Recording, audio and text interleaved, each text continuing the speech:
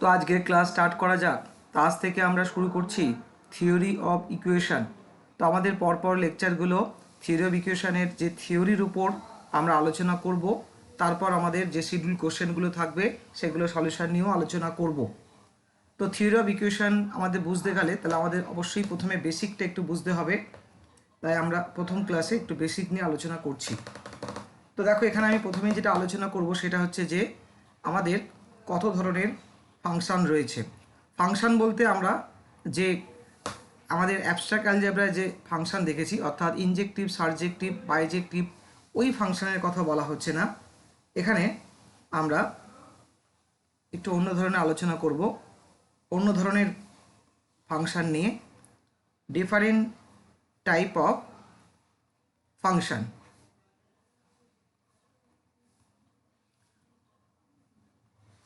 প্রথমেই ফাংশনকে সাধারণত দুভাগে ভাগ করা হয়। একটা হচ্ছে আমরা বলি algebraic function, algebraic function first, আর সেকেন্ডলি বলা হয় ট্রানজেন্টাল ফাংশন।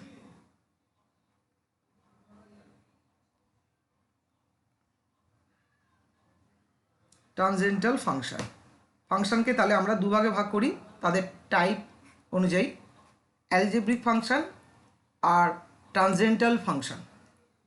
তাহলে আমরা প্রথমে আলোচনা করছি 1 নম্বর কেসটা, অর্থাৎ what is algebraic function.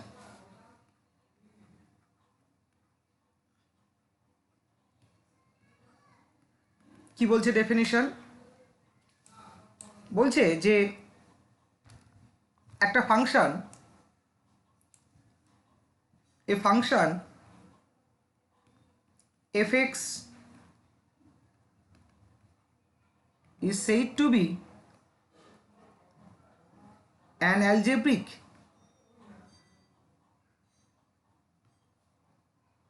function of x if it involves only the operation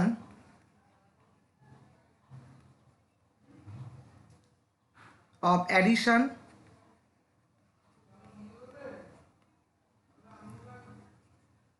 subtraction,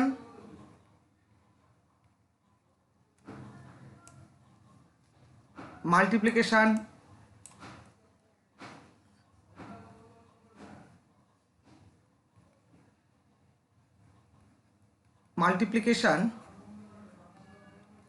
division,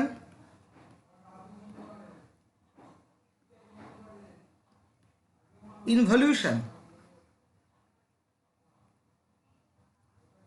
আর হচ্ছে ইভলিউশন উইথ কনস্ট্যান্ট এক্সপোনেন্ট।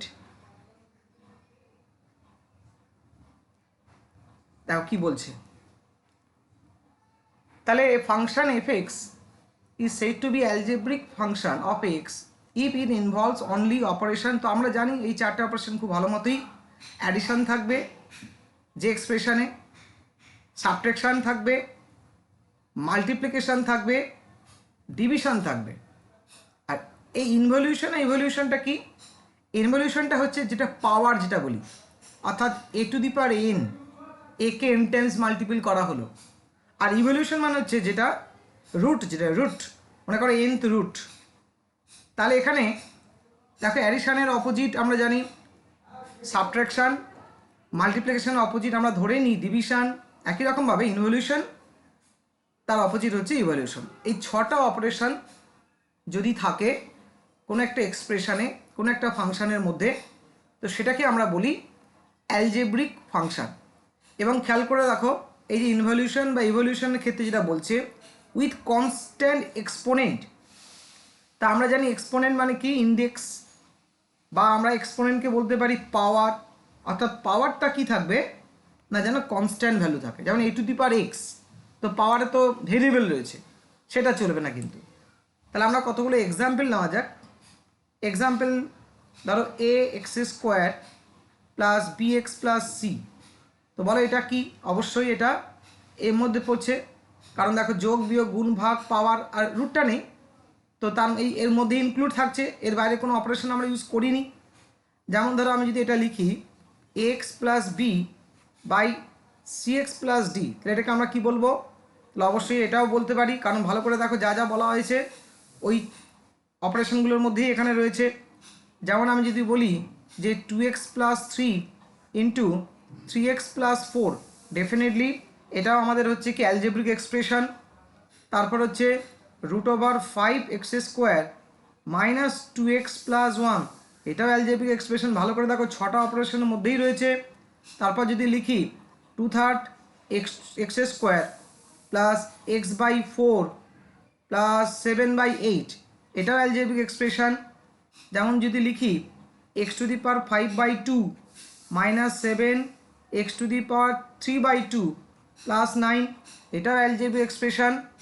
আর ধরো আরও দুটো এক্সাম্পল দিই, ধরো 2x square minus 5/x division হয়েছে প্লাস 7, এটাও algebraic expression.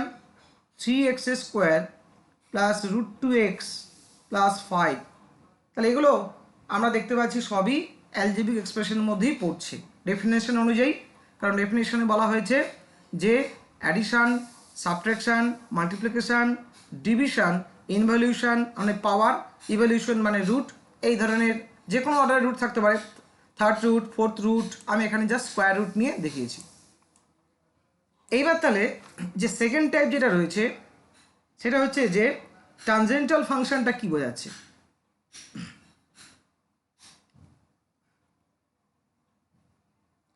ট্যানজেন্টাল function of x বলা হচ্ছে কি, ডেফিনেশন কি বলা হচ্ছে না, বলা হচ্ছে যে আদার দেন,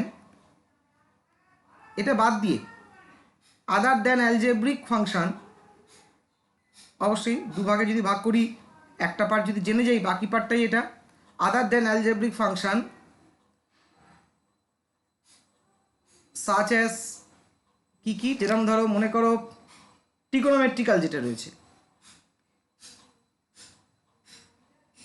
ট্রিগোনোমেট্রিক, যেমন ধরো আমরা বলতে পারি লগারিদম, যেটা যা যা জানি আমরা লগারিদম, যেমন ধরো হাইপারবোলিক, বাকি যা যা তোমার মনে পড়ছে সবই হবে। যেমন ধরো ইনভার্স ফাংশন যেটা আমরা দেখি ইনভার্স, যেমন ধরো বক্স ফাংশন জানো, যেমন ধরো মড ফাংশন, এরকম যা যা আছে সেগুলোকে আমরা বাকি সব কটাকে বলি actually transcendental function of x. Example কি? এক্সাম্পল তুমি বলতে পারো ট্যান ইনভার্স এক্স, বুঝতে পারছি ইনভার্সের মধ্যে পড়ছে। a⁵3x, এটা এক্সপোনেনশিয়ালের মধ্যে পড়ছে, এক্সপোনেনশিয়াল যে পাওয়ারটা দেখতে পাচ্ছ ভেরিয়েবল আছে, যেমন ধরো লগ এক্স, তারপর ধরো সাইন এক্স ট্রিগোনোমেট্রিক্যালের মধ্যে পড়ছে, বা এদের কোনো কম্বিনেশন হতে পারে, log x plus cos x এটাও পড়বে, আর এখানে e⁴x প্লাস ট্যান এক্স এটাও এর মধ্যে পড়বে। এই রকম হচ্ছে আমাদের ট্রানজেন্টাল ফাংশন অফ এক্স। আচ্ছা, এইবার এই অ্যালজেব্রিক ফাংশনকে আবার তিনটে পার্টে ভাগ করেছে। তাহলে নেক্সট পয়েন্ট হচ্ছে আমাদের যে three type of algebraic function. Algebraic function definition দেখলাম, যেখানে অ্যালজেব্রিক ফাংশন আমরা কি দেখেছি, প্লাস মাইনাস মাল্টিপ্লিকেশান ডিভিশন পাওয়ার, পাওয়ারের সিম্বল আমি এইভাবে দিলাম, আর হচ্ছে স্কোয়ার রুট, এই ছটা ইনভলভ থাকে, সিঙ্গেল ভেরিয়েবলের সঙ্গে যুক্ত করেছি। ফার্স্ট টাইপ হচ্ছে যদি এ নাম দিই, এটাকে আমরা বলছি integral function, integral function of x. তাহলে আমরা ইন্টিগ্রাল ফাংশন অফ এক্স বলতে বোঝাই যে an algebraic function, an algebraic function in which the variable in which the variable, এখানে এক্স এর কথা বলছে, x does not occur in the denominator.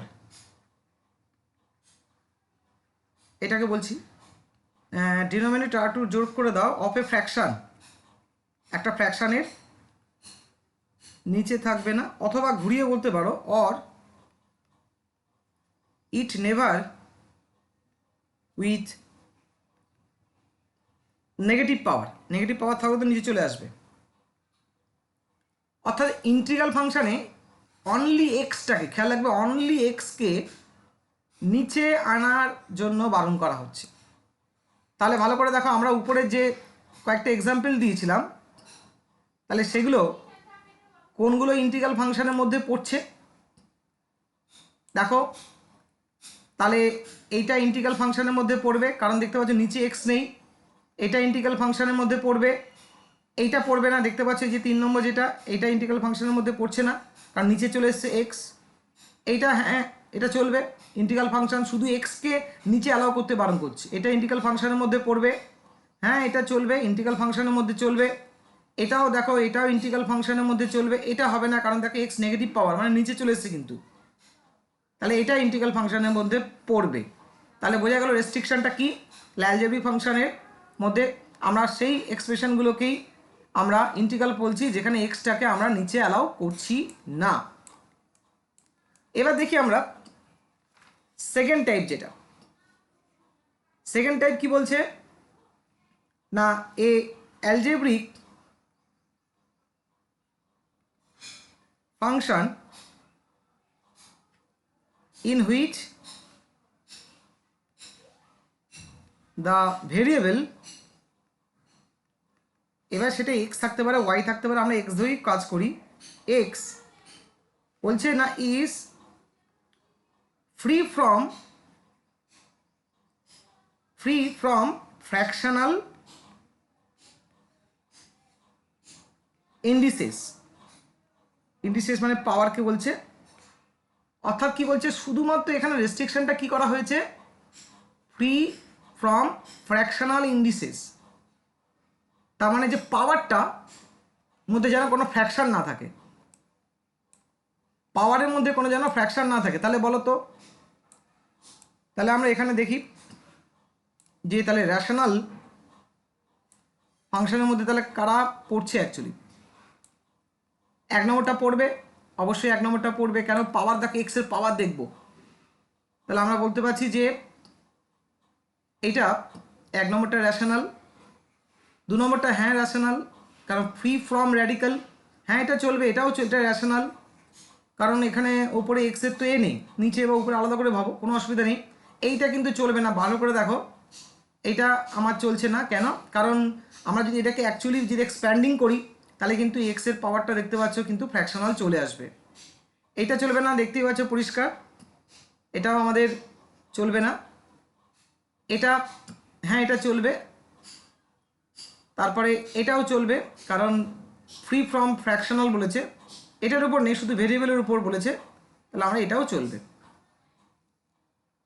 তাহলে এই হচ্ছে আমাদের রেশনাল। তাহলে যেখানে ইন্টিজারে হচ্ছে কি না, নিচে এক্সটাকে অ্যালাউ করেনি, আর এক্সের পাওয়ার নেগেটিভ নয়, এই রেস্ট্রিকশন রেখেছে। আর রেশনাল ফাংশনে বলছে এক্সের পাওয়ার যেন ফ্র্যাকশনাল পাওয়ার না হয়, এটাই। এইবারে 3 নম্বর যেটা, সেটা হচ্ছে এদের কম্বিনেশন, অর্থাৎ ইন্টিজার আর রেশনাল। তাহলে দেখো যেগুলো কমন হয়েছে, যেগুলো কমন রয়েছে, এইটা এইটা, তারপর হচ্ছে আমাদের দেখতে পাচ্ছি এইটা আর এটা, 4টে তাহলে এক্সাম্পলকে আমরা দেখতে পাচ্ছি। তাহলে এই 4টে এক্সাম্পলকে আমরা তাহলে কি বলতে পারি, এদের যে কম্বিনেশন, তাহলে কম্বিনেশনটাকে কি বলা হচ্ছে, সি।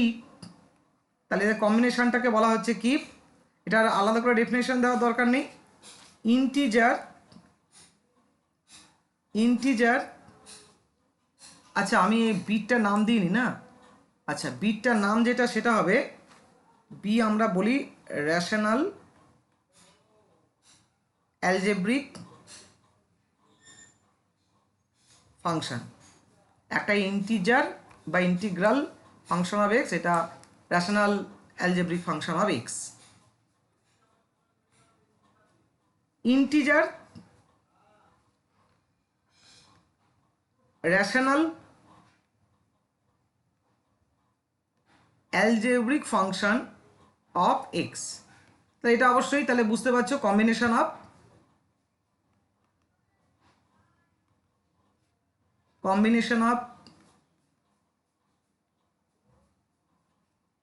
ইন্টিগ্রাল বা যা ইন্টিজার দুটোই বলা হয়, ইন্টিগ্রাল অ্যান্ড রেশনাল। তাহলে যে উদাহরণগুলো চলে এলো, তাহলে সেই উদাহরণগুলো এখানে আরেকবার লেখা যাক। তাহলে কি কি এক্সাম্পল পেলাম? ওই যে চারটে যে এক্সাম্পল, একটা হলো আমাদের a x square plus b x plus c. তারপর দেখো যে এক্সাম্পলটা আমরা কমন পেলাম দুটোতে, 2/3 X square plus x/4 plus 7/8। তারপরে আরেকটা যেটা আমরা পেলাম 3x square plus √2x plus 5। তারপর আমরা এটাকেও নিতে পারি, এই যে 2x প্লাস 3 যদি গুণ করা হয় 3x প্লাস 4, এই চারটে আমরা পেয়েছিলাম এত। তাহলে এটা কি বলা হচ্ছে কি? Integer rational algebraic function of x. এবার এর এত বড় নাম বারবার বলা, আসলে আমাদের এটার উপরই কাজ। এটা কি করে তৈরি হলো, কি করে এলো, সেটা আমি জাস্ট এক্সপ্লেন করছি, কারণ বইয়ের ঠিকভাবে অ্যাকচুয়ালি বলা নেই। এর অল্টারনেট নাম কি দেওয়া হলো? এটা হচ্ছে জেনেটিক নাম। এর অল্টারনেট নাম দেওয়া হলো পলিনোমিয়াল। তাহলে যদি বলা হয় পলিনোমিয়াল, হোয়াট ইজ পলিনোমিয়াল, তার মানে এইটাই, তার মানে তোমাকে জানতে হবে, কারণ থিওরি অফ ইকুয়েশন শিখতে গেলে পলিনোমিয়াল তো জানতেই হবে, বলুক আর না বলুক, সিলেবাসে থাকুক আর না থাকুক। তাহলে পলিনোমিয়াল কি? তাহলে ইন্টিগ্রাল রেশনাল অ্যালজেব্রিক ফাংশন। তো ইন্টিগ্রাল ফাংশন কি, রেশনাল ফাংশন কি, অ্যালজেব্রিক ফাংশন কি? তাহলে আমরা পুরো তাহলে এই পলিনোমিয়ালের উপরই এবারে কাজ করব। এখন প্রশ্ন হচ্ছে যে এরকম কেন নামকরণ করা হলো? এরকম নামকরণ করা হলো, নিশ্চয়ই এর সঙ্গে কোনো কিছু ব্যাপার কানেকশন রয়েছে। কারণটা হচ্ছে এখানে যে দেখো দুটো পার্টে আমি ভাগ করি, একটা হচ্ছে পলি আর একটা হচ্ছে নোমিয়াল। এই পলি মিন্স মেনি, আর এই নোমিয়াল মিন্স বলা হয় পার্টস, বা কখনো কখনো বলা হয় টার্মস। তাহলে পলিনোমিয়াল তাহলে কি দাঁড়ালো? দুটো যুক্ত করলে মেনি টার্মস, অথবা আমি বলতে পারি মেনি পার্টস। এবং তুমি ভালো করে উদাহরণগুলো খেয়াল করে দেখো, এখানে দেখতে পাচ্ছ তিনটে টার্ম, এগুলো একটা টার্ম বলা হয়, first term, second term, third term. First term, second term, third term, এটা যদি প্রোডাক্ট করা হয় পরেরটা, এখানে চারখানা টার্ম পাবো। তো এই কারণেই অ্যাকচুয়ালি বলা হচ্ছে, অত বড় নাম না বলে, তো তখন যে চলতি যে টার্মটা ছিল সেই টার্মটাকে ওরা লিঙ্ক করে দেয় যে পলিনোমিয়াল, দ্যাট ইজ এরও অনেকগুলো টার্ম থাকে, তার এটাকে এর একটা অল্টারনেট নাম হিসেবে, তাহলে এর জেনেটিক নাম হচ্ছে ওইটা integral rational algebraic function of x. না বলে আমরা এখন থেকে কি বলবো, এটাকে পলিনোমিয়াল অফ এক্স। এবারে বলা হয় যে ওই পলিনোমিয়ালে যদি একটা টার্ম থাকে, কেবলমাত্র যদি একটা টার্ম থাকে, তখন ওটাকে বলা হয় তোমার মোনোমিয়াল। যেমন ধরো এক্সাম্পল হিসেবে 7 একটা টার্ম, যেমন ধরো 4x একটা টার্ম, যেমন ধরো 3ab, যে কোনো ক্ষেত্রে একটা টার্ম, তো মোনোমিয়াল বলতে পারি। যদি দুটো টার্ম থাকে তখন বলা হয় বাইনোমিয়াল। নামটা শুনেছো? উদাহরণ, তুমি দুখানা করে টার্ম যে কেউ থাকতে পারে, শুধু পলিনোমিয়ালের জন্য নয়, সবার জন্য এটা অ্যাপ্লিকেবল, সমস্ত ডাইমেনশনের জন্য এটা অ্যাপ্লিকেবল এটা। তারপর যদি তিনটে টার্ম থাকে তখন বলা হয় ট্রাইনোমিয়াল বলা হয়। তো তুমি লিখতে পারো এটা শুধু আমাদের অ্যালজেব্রিক এর জন্য না, যে কোনো এর জন্য থেকে তুমি যে কোনো তিনটে টার্ম, সেটা ট্রানজেনশনের ক্ষেত্রেও হবে। মনে করো 3CD প্লাস A+8 এরকম এইভাবে চলছে, হায়ার নাম্বার অফ টার্ম এভাবে চলছে। তাহলে এই যে পলিনোমিয়াল আমরা কেবলমাত্র ওয়ান ভেরিয়েবলের জন্য দেখালাম, এটা কেবলমাত্র ওয়ান ভেরিয়েবল নয়, এটা 2 ভেরিয়েবলের জন্য, 3 ভেরিয়েবলের জন্য অ্যাপ্লিকেবল। যেমন আমি একটা যদি লিখি 2 ভেরিয়েবল পলিনোমিয়াল, এক্সাম্পল কী হবে এগুলো আমরা পরে দেখব। 2 ভেরিয়েবল পলিনোমিয়াল এর একটা সেম থাকবে, যা যা বলা আছে। পলিনোমিয়াল মানেই কিন্তু এখন আমরা এটাই বুঝবো যা আমরা ডেফিনেশনে শিখলাম। একটা এক্সাম্পল ধরো, মনে করো 4x3, মনে করো 3x⁴y, এই যে দুটো ভেরিয়েবল থাকবে। দেখে নাও ভালো করে, এক্স নিচে নেই আর এক্স এর পাওয়ারটা হচ্ছে কি ইন্টিজার ফর্মে রয়েছে, শুধু এই দুটোই দেখতে হবে। তার সঙ্গে যে কনস্ট্যান্ট গুণ রয়েছে তার উপর কোনো রেস্ট্রিকশন, সে উপর নিচ থাকতে পারে, রিয়েল কমপ্লেক্স সব কিছু নিতে পারে। 7y², হ্যাঁ 2x + 3, এটা হচ্ছে একটা আমাদের 2 ভেরিয়েবল পলিনোমিয়াল। একই রকমভাবে 3 ভেরিয়েবল পলিনোমিয়াল লিখতে পারো x, y, z দিয়ে। বোঝা গেছে? এবার এই পলিনোমিয়ালের জেনারেল ফর্ম কি? তাহলে এবার আমরা দেখব general form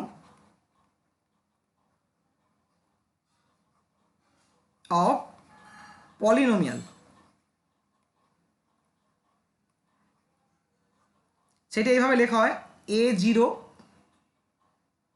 x⁴n plus a1 x⁴n−1 plus an−1 x plus an = 0, যেখানে অবশ্যই a0কে নন জিরো হতে হবে।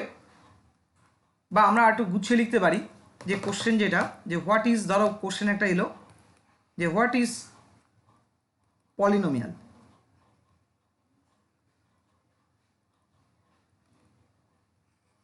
সেটা ডেফিনেশন আমরা পেয়ে গেছি পলিনোমিয়াল কি। এবারে আমরা যেটা পড়ব general form of polynomial.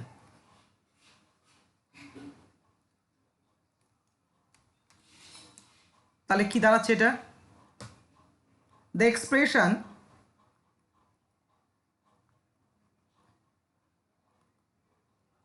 Of the form, আগে যেটা লিখেছি সেটাই, fx = একটা fx লিঙ্ক করে দেওয়া হলো, ফাংশন অফ x যেহেতু, a0 x⁴n plus a1 x⁴n−1 a2 x⁴n−2, আমরা এই প্যাটার্নটাই ফলো করব, an−1x প্লাস an,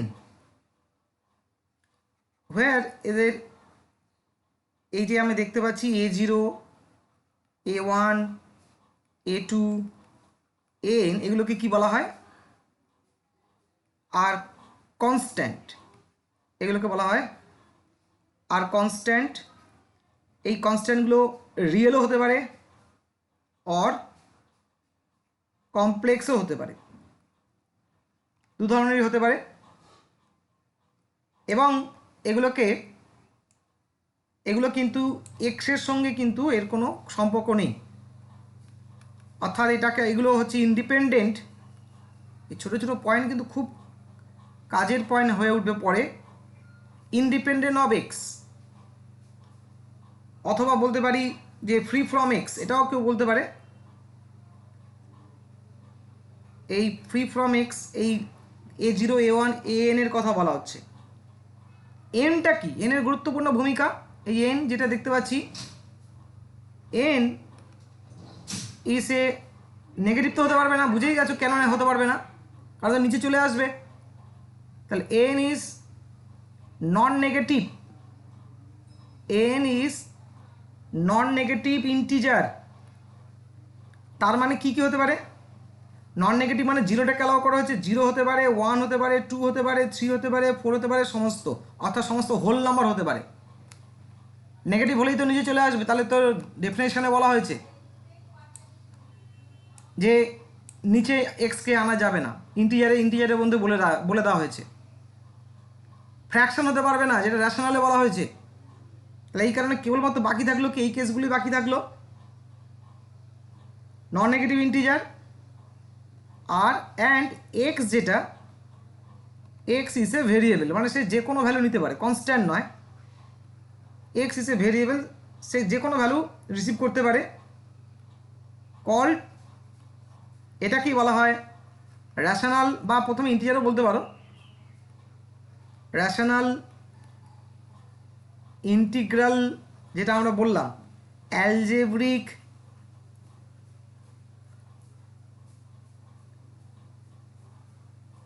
অর, এক কথায় পলিনোমিয়াল অফ এক্স। এখানে আমাদের যে এই a0 এগুলো তো কনস্ট্যান্ট, অবশ্যই a0 a1 an এদের গুরুত্বপূর্ণ ভূমিকা আছে। এগুলোকে আমরা আর কল্ড কি বলে অ্যাকচুয়ালি রাখি, বলি কোফিশিয়েন্ট, সহগ, এগুলোকে বলে আমরা কোফিশিয়েন্ট বলি। তারপর দেখো এই যে এক একটা যে টার্ম, এই যে প্রথম যে টার্মটা, হ্যাঁ a0 x⁴n, এগুলোকে আমরা আলাদা যেগুলো রয়েছে সেগুলো সব তো আমরা টার্ম বলি। a0 এটা একটা টার্ম, তারপর a1 x⁻n−1, এইগুলো এক একটাকে কী বলা হয়, এইগুলোকে এক একটাকে বলা হয় term, first term, second term, third term, আর called terms of the polynomial.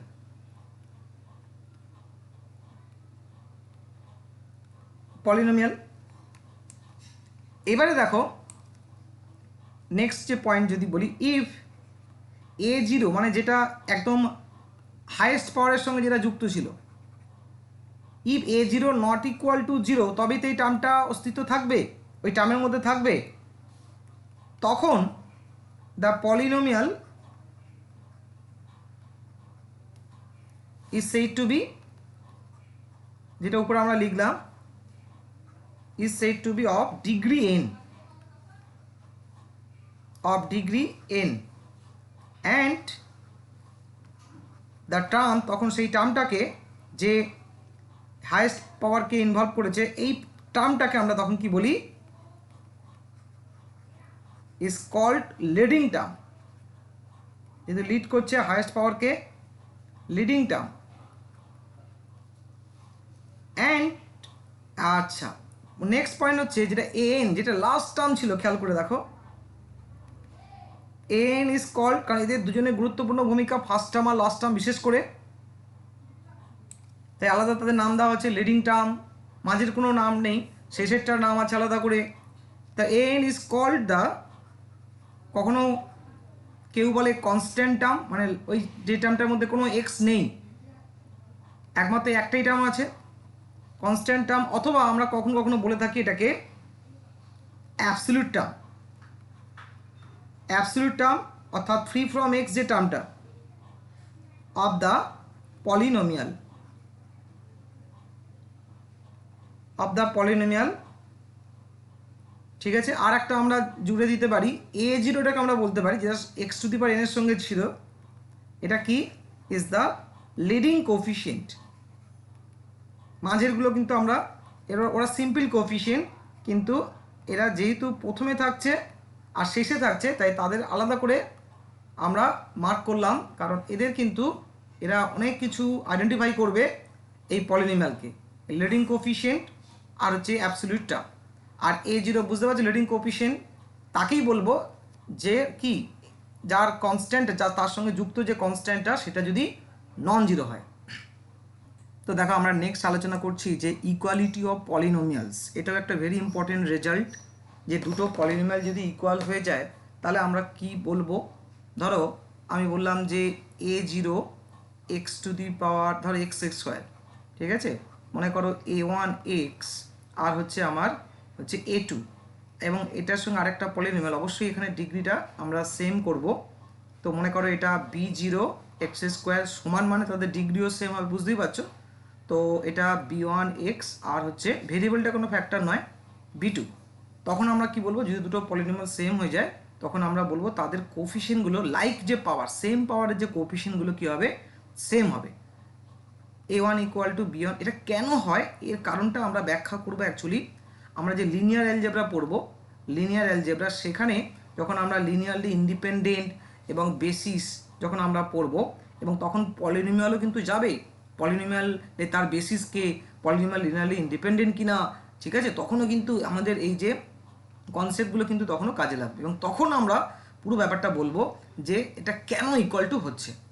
ওকে, তাহলে দুটো পলিনোমিয়াল যদি ইকুয়াল হয় অবশ্যই সেম ডিগ্রির হতে হবে, আর সেম ডিগ্রি না হলে ইকুয়াল টু হবে কি করে, কারণ ডিগ্রিটাও তো ইকুয়াল, মানে কি তার ডিগ্রি ইকুয়াল, তার করসপন্ডিং পাওয়ার, লাইক পাওয়ারে, সেম পাওয়ারে তাদের কোপিশনগুলো ইকুয়াল, তবেই তো আমরা সমান বলবো, সেই লজিকেই। তাহলে এবারে যে ইন জেনারেল, তাহলে আমরা কি লিখতে পারি, ইন জেনারেল কেস এরকম হতে পারে a0 x⁴n plus a1 x⁻n−1, এরকমভাবে ধরো a2 x⁻n−2 plus dot dot dot dot, তাহলে an−1 x প্লাস a, এবং তার সঙ্গে সেম ডিগ্রির আর একটা হচ্ছে তাহলে b0 x⁻n plus b1 x⁻n−1 plus b2 x⁻n−2, এবং এটাকেও আমরা লিখছি bn−1 x প্লাস bn। তাহলে দুটো যদি পলিনোমিয়াল ইকুয়াল হয় তাহলে অ্যাসের রেজাল্ট আমরা কি পাবো, যে লাইক যে পাওয়ার, যে সেম পাওয়ার, তাদের কোফিশিয়েন্টগুলো কি হবে, সেম হবে, অর্থাৎ a0 equal to b0, a1 equal to আমরা পাবো b1, আর a2 ইকুয়াল টু b2, আর an−1 ইকুয়াল টু bn−1, আর এরও কনস্ট্যান্ট টার্ম ইকুয়াল টু এত, an ইকুয়াল টু bn। এবার দেখো আমরা নেক্সট একটা পয়েন্ট নিয়ে আলোচনা করব। তাহলে ইকুয়ালিটি অফ পলিনোমিয়াল দেখলাম। নেক্সট পয়েন্ট ধরো আমি একটা কনসিডার করছি একটা পলিনোমিয়ালকে, fx equal two a0 x⁻n plus a1 x⁻n−1, এভাবে চলছে লাস্ট টার্মটা। তাহলে অবশ্যই এটা একটা n ডিগ্রি পলিনোমিয়াল তখনই হবে যদি এই a0 অর্থাৎ লিডিং যে কোফিশিয়েন্ট সেটা কি হয়, নন জিরো হয়, তাই সবসময় পাশে এটাকে লিখতে হবে। এবার n তো আর বলতে হবে না, n তো হচ্ছে কি না ইন্টিজার, অর্থাৎ ইন্টিজার গ্রেটার ইকুয়াল টু 0 নিতে পারে এখানে। এবার কি হচ্ছে যে এখানে কতগুলো কনস্ট্যান্ট আছে খেয়াল করে দেখো তো, এই যে a0 a1 এই সাফিক্স দিয়ে লেখার উদ্দেশ্য হচ্ছে যে কনস্ট্যান্টগুলোকে যাতে আমি কাউন্টিং করতে পারি। হ্যাঁ, তাহলে এখানে a1 থেকে n তো বোঝা যাচ্ছে n সংখ্যক, তাহলে একটা a0 রয়েছে, তাহলে টোটাল নাম্বার অফ তাহলে কনস্ট্যান্ট কতগুলো বা কোফিশিয়েন্ট কত হচ্ছে না আমাদের n+1, তাহলে আমি বলতেই পারি এখানে তাহলে দেয়ার আর কতগুলো হচ্ছে না, দেয়ার আর n+1 হচ্ছে আমাদের কোফিশিয়েন্ট বা কনস্ট্যান্ট বা কোফিশিয়েন্ট বলাই বেটার, কোফিশিয়েন্টস। এখন প্রশ্ন হচ্ছে যে একটা পলিনোমিয়াল কিন্তু এক্স কিন্তু এই আননোন অবস্থাতেই থাকবে, তাহলে এখন a0 a1 an যদি আমি এদের মানটা লিখতে পারি, যেমন ধরো আমি বললাম যে 2x² প্লাস 3x প্লাস 7, তাহলে এটা কি, এটা কি এই পলিনোমিয়ালটা কি একদম কি সমস্ত ডেটাগুলো কিন্তু গিভেন, তাহলে একটা পলিনোমিয়াল নোন, এটা নোন হয়ে গেল। কেন নোন হলো, কারণ তার কনস্ট্যান্টগুলো নোন। খেয়াল রাখতে হবে আননোন কখন হবে, যদি আমি এরকম বলি 2x² প্লাস bx প্লাস 7, তাহলে এটা কি না, সরি, এটা এই পলিনোমিয়ালটা কি হলো, আননোন। কেন, কারণ এখানে আমি x² coefficient known, constant term known, কিন্তু x এর কোফিশিয়েন্টটা নোন নয়, তাহলে এটা হচ্ছে আমার আননোন। তার মানে একটা পলিনোমিয়ালকে নোন করতে গেলে তার কোফিশিয়েন্টগুলোর মান অবশ্যই কি রিয়েল মান বা যাই কমপ্লেক্স মান, তার অবশ্যই কি বাস্তব মানগুলো জানা উচিত। এখন প্রশ্ন হচ্ছে যে এই a0 a1 an, তাহলে এইটাকে ফাইন্ডিং করতে গেলে আমার কতগুলো পয়েন্টের দরকার পড়বে, তাই এখানে কি বলা হচ্ছে না, this n+1 coefficients can be determined কি হচ্ছে না, if the values of the polynomial, মানে fx এর কথা টোটালটাই বলছি, টোটাল পলিনোমিয়াল কি হচ্ছে আর known for n+1 values of x, very important point. এবং এটা উপর অনেক অঙ্ক হয়, এই লেভেলের হয় না, পলিনোমিয়াল লেভেলে হয় না, কিন্তু বিভিন্ন সিচুয়েশনে যেমন নিউমেরিক্যাল অ্যানালিসিস যেটা বা নিউমেরিক্যাল মেথড, সেটা কিন্তু টোটালি কিন্তু পলিনোমিয়ালের কনসেপ্টের উপর কিন্তু দাঁড়িয়ে আছে, এবং সেখানেও এই ধরনের এই পয়েন্টটার এই পয়েন্ট যে ভ্যালু তখন এটা কাজে লাগে, এই কনসেপ্টটার ভ্যালু কাজে লাগে। আচ্ছা, এবার আমি ব্যাপারটা উদাহরণ দিয়ে বোঝাচ্ছি কয়েকটা, তাহলে ব্যাপারটা তোমার ক্লিয়ার হবে। ধরো আমি একটা কনস্ট্যান্ট পলিনোমিয়াল নিলাম, এটাকে আমরা কনস্ট্যান্ট মানে এখানে কোনো এক্স নেই, শুধু একটাই টার্ম, এবং সেটা এখানে কোনো এক্স নেই, ঠিক আছে। এখন প্রশ্ন হচ্ছে যেহেতু একটা কনস্ট্যান্ট, তাহলে এই পলিনোমিয়ালটাকে, এটা তো আননোন, আমি এ জিরো লিখেছি, এ জিরো মান তো তুমি একরকম বসাবে, ও একরকম বসাবে, কিন্তু ফিক্সড করতে গেলে কোনো না কোনোটা ভ্যালু দিতে হবে। তো আমি তার মানে কি, একটা আননোনকে জানতে গেলে আমার একটা কি ফাংশনাল ভ্যালু দরকার। ফাংশনাল ভ্যালু মানে হচ্ছে কি এক্স, আর হচ্ছে এখানে এফ এক্স। এক্সের মান যখন 1 তখন মনে করো এফ এক্সের মান 2, আমি এভাবে অ্যাসাইন করলাম। কি বললাম, এক্সের মান যখন 1 তখন এফ এক্সের মান 2, অর্থাৎ এটাকে যদি আমি এভাবে লিখি, কি ব্যাপারটা বোঝাচ্ছে না, এফ অফ 1 ইকুয়াল টু 2, জিনিসটা সেটাই বোঝাচ্ছে। টেবিল আকারে আমরা লিখতাম, নিউমেরিক্যাল মেথডে খেয়াল করে দেখো। তার মানে কি এক্স, এখানে এক্স যখন আমি 1 দেব তখন আমি কি পাবো, এই ভ্যালুটা পাবো 2, তার মানে এফ ওয়ান ইকুয়াল টু 2। তাহলে এটা কী করে বার করবো, তাহলে আমি এখানে বসাই, তাহলে আমি এক্সের জায়গায় 1 বসালাম, ডান দিকে তো কোনো নেই, হ্যাঁ আছে, তুমি এভাবে কল্পনা করতে পারো, এক্স টু দ্য 0 কল্পনা করতে পারো, করো এ 0, তাহলে 1 টু দি পাওয়ার 0, তাহলে কত হচ্ছে এ ও 0, কিন্তু এফ অফ এ ওয়ানের মান কত 2, তাহলে এ জিরোর মান কত দাঁড়ালো 2, তাহলে এখন এফ এক্সটা কী হয়ে গেল, নোন হয়ে গেল, কী হয়ে গেল 2। তাহলে একটা আননোন ছিল, একটা আননোনকে বার করতে গেলে আমাকে এরকম একটা কি এক্সের একটা ভ্যালুর জন্য এফ এক্সের একটা ভ্যালুর প্রয়োজন। তাই দেখো নেক্সট আমি একটা এক্সাম্পল নিই, নেক্সট এক্সাম্পল, তাহলে মনে করো এফ এক্স ইকুয়াল টু, আমি বললাম এ zero x plus a one, এটা একটা পলিনোমিয়াল, ডেফিনেটলি এক্স নিচে নেই, এক্সের পাওয়ার ইন্টিজার হতেই পারে। তাহলে এখানে দুটো আননোন দেখতে পাচ্ছ, তাহলে এই পলিনোমিয়ালটাকে নোন করতে গেলে, এখন আননোন রয়েছে, নোন করতে গেলে আমার কী করতে হবে না, দুটো ভ্যালুর হেল্প নিতে হবে, তাই না, এক্সের আর মনে করো ভ্যালু আছে আমার, আর এখানে আমি নিচ্ছি এফ এক্স, এভাবে লিখি এফ এক্স, তাহলে এক্স যখন মনে করো 1 তখন এই এফ অফ 1-এর ভ্যালু কত হবে, মনে করলাম 2, আর যখন 2 তখন হবে 1, নিতেই পারি।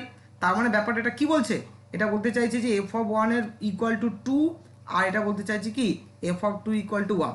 তাহলে আমরা বসাই, তাহলে প্রথমে দেখো, তাহলে এফ অফ 1 ইকুয়াল টু 2, এটা কি দিচ্ছে, তাহলে এফ অফ 1 মানে এক্সের জায়গায় 1 বসাচ্ছি, পাচ্ছি এ জিরো প্লাস এ ওয়ান, তার ভ্যালুটা হচ্ছে 2, আর পরের রেজাল্টটা দেখো ভালো করে, এফ অফ 2 ইকুয়াল টু 1, তার মানে এটা কি বোঝাচ্ছে না, বোঝাচ্ছে এটা 2a0 আর প্লাস a1-এর মান হচ্ছে কত না 1। এবার যদি আমি সলভ করি, কাটাকুটি করি, তাহলে আমি দেখতে পাচ্ছি যে a0-এর মান পাচ্ছি -1, আর আমি a1-এর মান পাচ্ছি 3। তাহলে কি হয়ে গেল, পলিনোমিয়ালটা এখন নোন অবস্থায় চলে এলো। তাহলে আমাদের এখন রিকোয়ার্ড পলিনোমিয়াল কি না, এই পলিনোমিয়ালটা এখন দাঁড়াবে যে আমাদের -x + 3। তাহলে এইভাবে আমরা আরেকটা লাস্ট এক্সাম্পল নিই। ধরো আমি বললাম যে পলিনোমিয়ালটা f x equal to a zero x cube plus a one x plus ধরো এ টু, আচ্ছা এটা স্কোয়ার করে দাও, স্কোয়ার। তার মানে এখানে বুঝতে পারছো তাহলে তিনটে আননোন। তাহলে এই পলিনোমিয়ালটাকে নোন করতে গেলে আমার এক্সের তিনটে ভ্যালুর জন্য এফ এক্সের তিনটে ভ্যালু প্রয়োজন। তা অবশ্যই তাহলে আমি ধরো সেই ভ্যালুগুলোকে এইভাবে সেটিং করলাম, এফ এক্স মনে করো যে এর ভ্যালুটা যখন 1 তখন মনে করো এটা 10, ওকে, আর যখন এটা 2 আর তখন মনে করো 19, আর মনে করো যখন এটা হচ্ছে আমার -2 আর তখন মনে করো 7। তাহলে বুঝতে পারছি এটা বসালে তাহলে আমরা একটা কিউবিক তিনখানা ইকুয়েশন পাবো, তিনটে ইকুয়েশন। এই ইকুয়েশনগুলো কীরকম হবে, ইকুয়েশনগুলো এরকম হবে না, a zero plus a one plus a two equal to 10, তারপরটা বসালে পাবো আমরা 4a0 plus 2a1 plus a2 equal two 19, তারপর আসবে আমাদের 4a0 minus 2a1 plus a2 equal two 7। তাই এটাকে সলভ করতে হবে, এবং এ সলভ করলে দেখা যাবে যে ভ্যালুগুলো আসবে সেটা আমি জাস্ট লিখে দিচ্ছি, আমরা ইন্টারেস্ট নই সলিউশনের উপর, জাস্ট ভ্যালুটা। তাহলে a0 ইকুয়াল টু 2, তাহলে a1-এর মান পাবো 3 আর পাবো a2-এর মান 5, অর্থাৎ তাহলে পলিনোমিয়ালটা তখন নোন হয়ে যাবে। আফটার ক্যালকুলেটিং দিস ভ্যালু তাহলে কী হয়ে যাবে না, হয়ে যাবে 2x² প্লাস 3x প্লাস 5। এবার যেটা তাহলে আমাদের স্টেটমেন্টটা তাহলে তাই বললো যে একটা n ডিগ্রি পলিনোমিয়ালে n+1 আমাদের কোফিশিয়েন্ট থাকে, আর এই কোফিশিয়েন্টের মান বার করতে গেলে আমাদের n+1 সংখ্যক ভ্যালুর প্রয়োজন, শর্টকাটে এটাই বলতে চাইছে। এবার যদি ঘুরিয়ে প্রশ্ন করা হয় যে একটা 4 ডিগ্রি পলিনোমিয়ালের জন্য আমার কতগুলো পয়েন্টের প্রয়োজন পড়বে, তাহলে 4 ডিগ্রি পলিনোমিয়ালে কটা আননোন কনস্ট্যান্ট থাকে, 5টা, একটা বেশি, তাই না, কনস্ট্যান্ট টার্মের জন্য একটা বেশি। তাহলে 4 ডিগ্রি পলিনোমিয়ালকে নোন করতে গেলে আমাদের 5টা পয়েন্টের হেল্পের প্রয়োজন পড়ে। এই রকম আইডিয়াটাই কিন্তু আমরা অ্যাকচুয়ালি ইউজ করতাম কোথায় না নিউমেরিক্যাল মেথডে। খেয়াল করে দেখো আমি একটা জাস্ট অঙ্ক তোমাদের দিচ্ছি, তাহলে এই ব্যাপারটা বুঝতে পারবে, মনে পড়বে অ্যাকচুয়ালি। এরকম বলা হতো যে এক্সের মান 1 হলে তাহলে এটা হবে 2, মনে করো ফর এক্সাম্পল এটা 2 হলে বলতো এটা 3, আর এটা মনে করো 3 হলে এটা জানি না, ঠিক আছে, এটা 4 হলে এটা মিসিং টার্ম বার করার অঙ্ক থাকতো একটা বা দুটো, তাহলে এটা বললো 5, এরকম বলে দিল। তাহলে বলো যে এই 3-এর জন্য এই পলিনোমিয়ালের এই ভ্যালুটা কত হবে, তাই না, মনে পড়ছে? তখন আমরা কি করতাম, তখন আমরা কি করতাম না এই এক্স ইকুয়াল এক্সের জন্য এফ এক্স কমপ্লিট ফর্মে কি কি জানি, একটা 3টে ফর্ম জানি, পুরো ফুল ভ্যালুটা, এই ভ্যালুটা তো জানি না, এটাকে আমি কনসিডার করছি না। তাই আমরা কি করতাম, একটা যেহেতু আমি এক্সের 3টে ভ্যালুর জন্য এফ এক্সের 3টে ভ্যালু গিভেন, তাই আমরা একটা 2 ডিগ্রি পলিনোমিয়াল কনসিডার করতাম। কারণ বুঝতেই পারছো, কারণ 2 ডিগ্রি পলিনোমিয়ালে 3টে আননোন রয়েছে। তখন আমরা কি করতাম, এফ এক্সটাকে কনসিডার করতাম এইরকমভাবে যে A0 তাহলে কি হচ্ছে তখন x square plus A1 x plus A2। এবারে এই যে F of 1 equal to 2, F of 2 equal two 3, F of 4 equal two 5, তাহলে বসিয়ে তাহলে আমি একটা 2 ডিগ্রি পলিনোমিয়াল পাবো, এবং যেটা পাওয়ার পর তাহলে সেখানে আমি কি করতাম, এফ অফ 3 বসিয়ে মানটা বার করতাম। অবশ্যই এই মানটা কি হতো, অ্যাপ্রক্সিমেট হতো, তাই না? অ্যাকচুয়ালি তো বুঝতে পারি এটা কত ডিগ্রি হবে তা জানা নেই তো, কারণ 3-এর এটা অ্যাপ্রক্সিমেট ভ্যালু। তাহলে আমরা এইভাবে এই কনসেপ্টটাকে কাজে লাগাতাম যে একটা পলিনোমিয়াল তৈরি কেন করব, কারণ আমি এক্সের 3টে ভ্যালুর জন্য এফ এক্সের 3টে মান জানি, আর 3টে মান তার মানে একটা পলিনোমিয়ালে আমরা জানি যে 2 ডিগ্রি পলিনোমিয়ালে 3টে আননোন রয়েছে। এই কনসেপ্টটা তখন কিন্তু ওখানে এফেক্টিভ হয়ে যায়। তো অবশ্যই এই পয়েন্টটাও আমাদের জানা দরকার ছিল। তো দেখো নেক্সট দেখো আমরা কয়েকটা স্পেশাল পলিনোমিয়ালের কথা আলোচনা করব, নাম কমপ্লিট পলিনোমিয়াল। কমপ্লিট পলিনোমিয়াল বলতে কি বোঝা যাচ্ছে দেখো, a polynomial without any zero coefficients is, coefficient বলতে বুঝতে পেরেছ, is said to be complete polynomial, otherwise it is incomplete. একটা এক্সাম্পল নিলে ব্যাপারটা ক্লিয়ার হবে। ধরো আমি এক্সাম্পল নিচ্ছি x cube plus 3x square plus 7x plus 8, এটা কমপ্লিট কেন? কারণ ভালো করে দেখো এটা 3rd ডিগ্রি পলিনোমিয়াল আমরা আলোচনা করছি, টোটাল 4টে টার্ম থাকার কথা, 4টে টার্ম আছে ব্যাস, অর্থাৎ কোনো টার্ম মিসিং নেই, এটাকেই কমপ্লিট বলছে। ঠিক আমি যদি এরম বলি x cube plus 4x minus 5, এরা 3 ডিগ্রি পলিনোমিয়াল, টোটাল কতগুলো টার্ম থাকা উচিত, 4টে টার্ম, কিন্তু দেখতে পাচ্ছ কি তাহলে একটা পলিনোমিয়াল মিসিং রয়েছে। মিসিং মানে কি, অ্যাকচুয়ালি এক্স স্কোয়ার টার্মটা মিসিং রয়েছে, তার মানে তার কোফিশিয়েন্টের ভ্যালু কি 0, এক্সের ভ্যালু 0 নয়, কোফিশিয়েন্টের ভ্যালু 0। এটাই বলছে যে polynomial without any zero coefficient is said to be complete polynomial, otherwise it is incomplete. তাহলে এটা হচ্ছে আমার এক্সাম্পল অফ কি ইনকমপ্লিট, আর এটা এক্সাম্পল অফ কমপ্লিট। এখন এই ইনকমপ্লিটকে কমপ্লিট করতে হবে, তো কমপ্লিট করতে গেলে কি করতে হবে, ওই জিরো কোফিশিয়েন্টটাকে এখানে ইন্ট্রোডিউস করতে হবে। তাহলে x cube plus 0x square plus 4x minus 5, কিছু কিছু অঙ্কে আমাদের কোফিশিয়েন্টকে কিন্তু ইনকমপ্লিট থাকলে সেটাকে কমপ্লিট করে নিতে হবে। তাই এই টার্মটা আমরা ইউজ করব, যে এটা ইনকমপ্লিট পলিনোমিয়াল রয়েছে তাহলে এটাকে কমপ্লিট করো, ইনকমপ্লিট মিনস দিস। যেমন ধরো এই একটা অঙ্ক ধরো আমরা যেমন ধরো নিচু ক্লাসে করতাম, এরকম ধরো বললো যে তোমার 2x square plus 3x plus 7, আমি এটা দিয়ে ভাগ করব কাকে না, মনে করো x to the power 4 plus x square plus 7কে। তখন দেখতে পাচ্ছ, তখন কিন্তু খেয়াল করে দেখো এটা কিন্তু ইনকমপ্লিট অবস্থায় রয়েছে, ঠিক আছে, এই x টু দি পাওয়ার 4 এত, এই যেটা ডিভিডেন্ট, ঠিক আছে, ডিভিডেন্টটাকে আমরা সবসময় কি করতাম, কমপ্লিট অবস্থায় করতাম।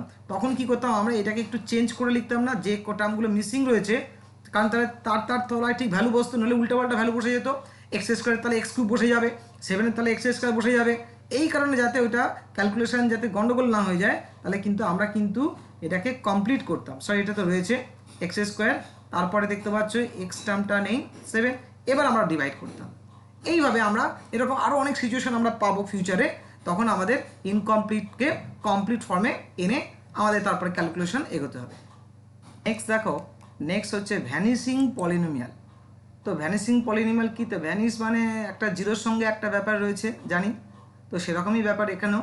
এই polynomial all of whose coefficients are zero, যার প্রত্যেকটা কোফিশিয়েন্টই জিরো, is call vanishing polynomial and replace by zero. এটাকে আমরা কখনো কখনো বলে থাকি জিরো পলিনোমিয়ালও বলে থাকি, এটাকে আমরা কখনো কখনো জিরো পলিনোমিয়ালও বলে থাকি। ওকে, তো তাহলে জিরো পলিনোমিয়াল জিরোটাই, আর কি লিখবো, জিরোটাই, এইটাই হবে তার সিম্বল। যেমন আমরা লিখতাম না এটা 2 মানে কনস্ট্যান্ট পলিনোমিয়াল, এটাকে জিরো পলিনোমিয়াল, এরকমই। তাহলে শুধু জিরো দিয়েই লিখতে হবে এটাকে। হ্যাঁ, জিরো পলিনোমিয়ালের ভূমিকা রয়েছে কোথায়, যখন আমরা ভেক্টর স্পেসে যাব, জিরো এটা আইডেন্টিটি এলিমেন্ট হিসেবে কাজ করবে, বুঝতে পারছো? গ্রুপ থিওরি ব্যাপারে ওই কনসেপ্টটা, ভেক্টর স্পেস মানে অ্যাডিশন, যে একটা আমার ফাংশন রয়েছে তার সঙ্গে কাকে যোগ করলে সেটাই আসবে। এই যে এটা জিরো পলিনোমিয়াল যোগ করলে তখন, তাহলে বুঝতে পারছো, তাহলে জিরো পলিনোমিয়াল তখন একটা আইডেন্টিটি এলিমেন্ট হয়ে যাবে উইথ রেসপেক্ট টু অ্যাডিশন। তাহলে অবশ্যই তাহলে জিরো পলিনোমিয়াল বলতে সিম্পল নাম থেকেই বুঝতে পারছি, তবুও এর একটা পরিচয় করে রাখা উচিত ছিল, দেখিয়ে দিলাম। তো দেখো নেক্সট দেখো হচ্ছে মনিক পলিনোমিয়াল। তো মনিক পলিনোমিয়াল দেখো কি বলছে, a monic polynomial is a polynomial in which the leading coefficient, তাহলে বুঝতে পারছো নামটা আমরা আগে বলে এসেছি, লিডিং কোপিশিয়েন্ট মানে হাইয়েস্ট যে পাওয়ার তার সঙ্গে যে কনস্ট্যান্টটা গুণ থাকে সেটাই leading coefficient is equal to 1। Leading coefficient যদি ইকুয়াল টু 1 হয় তখন সেই পলিনোমিয়ালটাকে বলা হয় কি, মনিক পলিনোমিয়াল। তারপর তাহলে মনিক পলিনোমিয়াল, তাহলে তার ফর্মটা কি, এরকম ফর্মে লিখতে পারি, জেনারেল ফর্ম, এই যে x two the power N এর সঙ্গে কিছু নেই, যেমন আমি যদি লিখি x square plus 2x plus 1, তুই বলতে পারো এটা একটা মনিক পলিনোমিয়াল। কেন? কারণ এক্স স্কোয়ার কোপিশিয়েন্ট এখানে 1 রয়েছে। এবার আমরা আলোচনা করব সেটা হচ্ছে polynomial equation.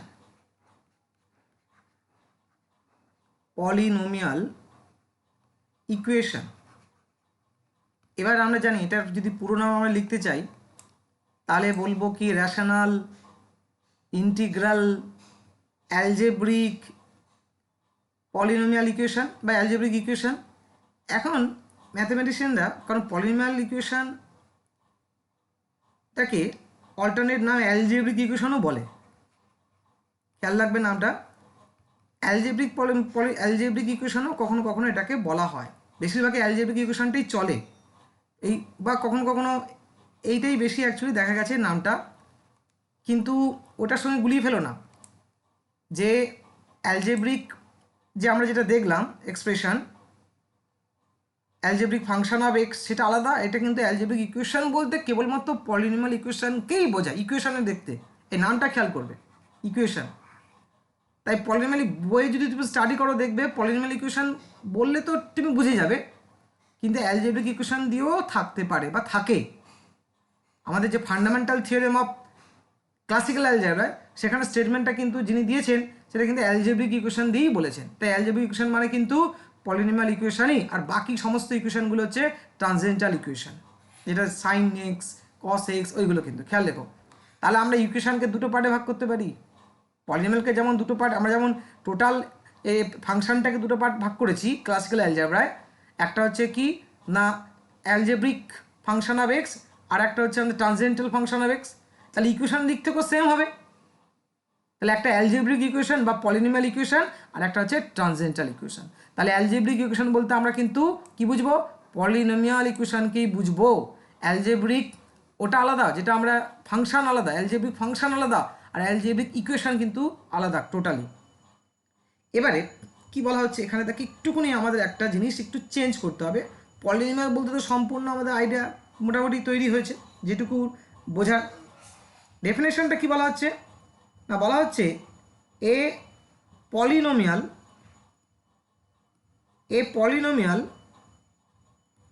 Which is equal to zero, আমরা জানি ইকুয়েশন ডান দিকে একটা জিরো জুড়ে দিলেই তো ইকুয়েশন হয়ে যায়, সেটাই বলছে equal to zero is called a polynomial equation or algebraic equation. তাহলে এর জেনারেল ফর্মটা লেখা যাক, এবং এখানে একটা রেস্ট্রিকশন দেওয়া হয়েছে, কেন আমি বলছি লিখি, দ্য জেনারেল ফর্ম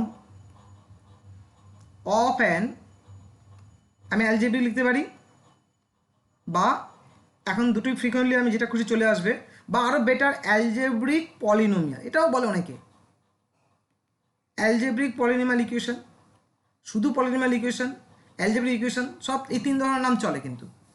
খেয়াল দেখো, the general form of an algebraic polynomial equation of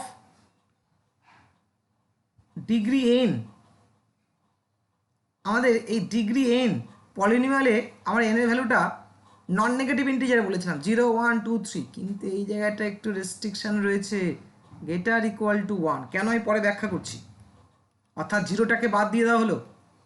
is a0 x to the power n plus a1 x to the power n minus 1 plus plus plus a n minus 1 x plus n equal to 0, where a0 একদম আগের মতোই, যাদের নামের কোনো পরিবর্তন হবে না, যা যা টার্ম ছিল তাই টার্ম এখানেও হবে। আর কি হতে পারে, রিয়েল অ্যান্ড কমপ্লেক্স হতে পারে, দুটোই অ্যালাউ আছে। কমপ্লেক্স নাম্বারস, যদিও কমপ্লেক্স কোফিশিয়েন্টের উপর আমাদের সেরকম কাজ নেই। অ্যান্ড a0টাকে নট ইকুয়াল টু 0 হতেই হবে। কেন, আমি বলে দিয়েছি এখানে nth ডিগ্রি অফ n। এইবার প্রশ্ন হচ্ছে যে n ইকুয়াল টু 0টা কেন বাদ দিয়ে দেওয়া হলো, পলিনোমিয়াল nটা 0 নেওয়া হয়েছে, এখানে কেন নেওয়া হলো না। এবার n যখন 0, ঠিক আছে, তখন তো কি হয়ে যায়, পলিনোমিয়ালটা কনস্ট্যান্ট পলিনোমিয়াল হয়ে যায়। দেখো কি ব্যাপারটা কি বলতে চাইছি, n যখন 0 তখন আমরা জানি কি না কনস্ট্যান্ট পলিনোমিয়াল হয়। যেমন এখানে a0 x to the power 0, that is a0। আমি যদি এবার ইকুয়েশনে কনভার্ট করি একে, পলিনোমিয়ালটাকে যদি পলিনোমিয়াল ইকুয়েশনে কনভার্ট করি a0 ইকুয়াল টু 0, তাহলে কী হলো, a0টা কি একটা কনস্ট্যান্ট, ঠিক আছে, a0টা একটা কনস্ট্যান্ট। আর আমরা ইকুয়েশন বলতে কি বুঝি, ইকুয়েশন বলতে আমরা বুঝি কি, যেটা ইকুয়েট হবে কি উইথ সাম আননোন কোয়ান্টিটি। যেমন আমি যদি বলি x প্লাস 2 ইকুয়াল টু 1, এটা একটা ইকুয়েশন। কেন, কারণ এখানে একটা আননোন কোয়ান্টিটি যুক্ত রয়েছে যার ভ্যালু বার করতে হবে, সেটাকে ইকুয়েশন বলা হয়।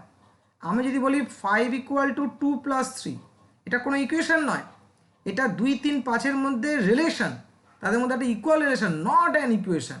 ইকুয়েশন মানে সেখানে একটা আননোন কোয়ান্টিটি থাকবে, আননোন কোয়ান্টিটি এক বা একাধিক থাকবে, সেটাকে আমরা বলি ইকুয়েশন। কিন্তু a0 ইকুয়াল টু 0, তাহলে এখানে a0 ইকুয়াল টু 0 মানে তো যে তো কি 0 ছাড়া তো সম্ভবই নয়, এই ব্যালেন্সটা তো সম্ভবই নয়। তাহলে অ্যাকচুয়ালি a0 তো আননোন নয়, a0 নন কোয়ান্টিটি। একমাত্র a0 equal to 0 possible, a0 0 হলেই কি 2 equal to 0, 10 equal to 0 possible, তাহলে এই তো নন কোয়ান্টিটি। এই কারণে কনস্ট্যান্ট পলিনোমিয়ালের কে বাদ দেওয়া হলো পলিনোমিয়াল ইকুয়েশনে, কারণ সেই ইকুয়েশন তৈরি করতে অসমর্থ, কারণ সে আরবিটারি। আমি বলে দেওয়া আছে a0 a1 কনস্ট্যান্ট বলে দেওয়া হয়েছে, কনস্ট্যান্টের কোনো জায়গা নেই।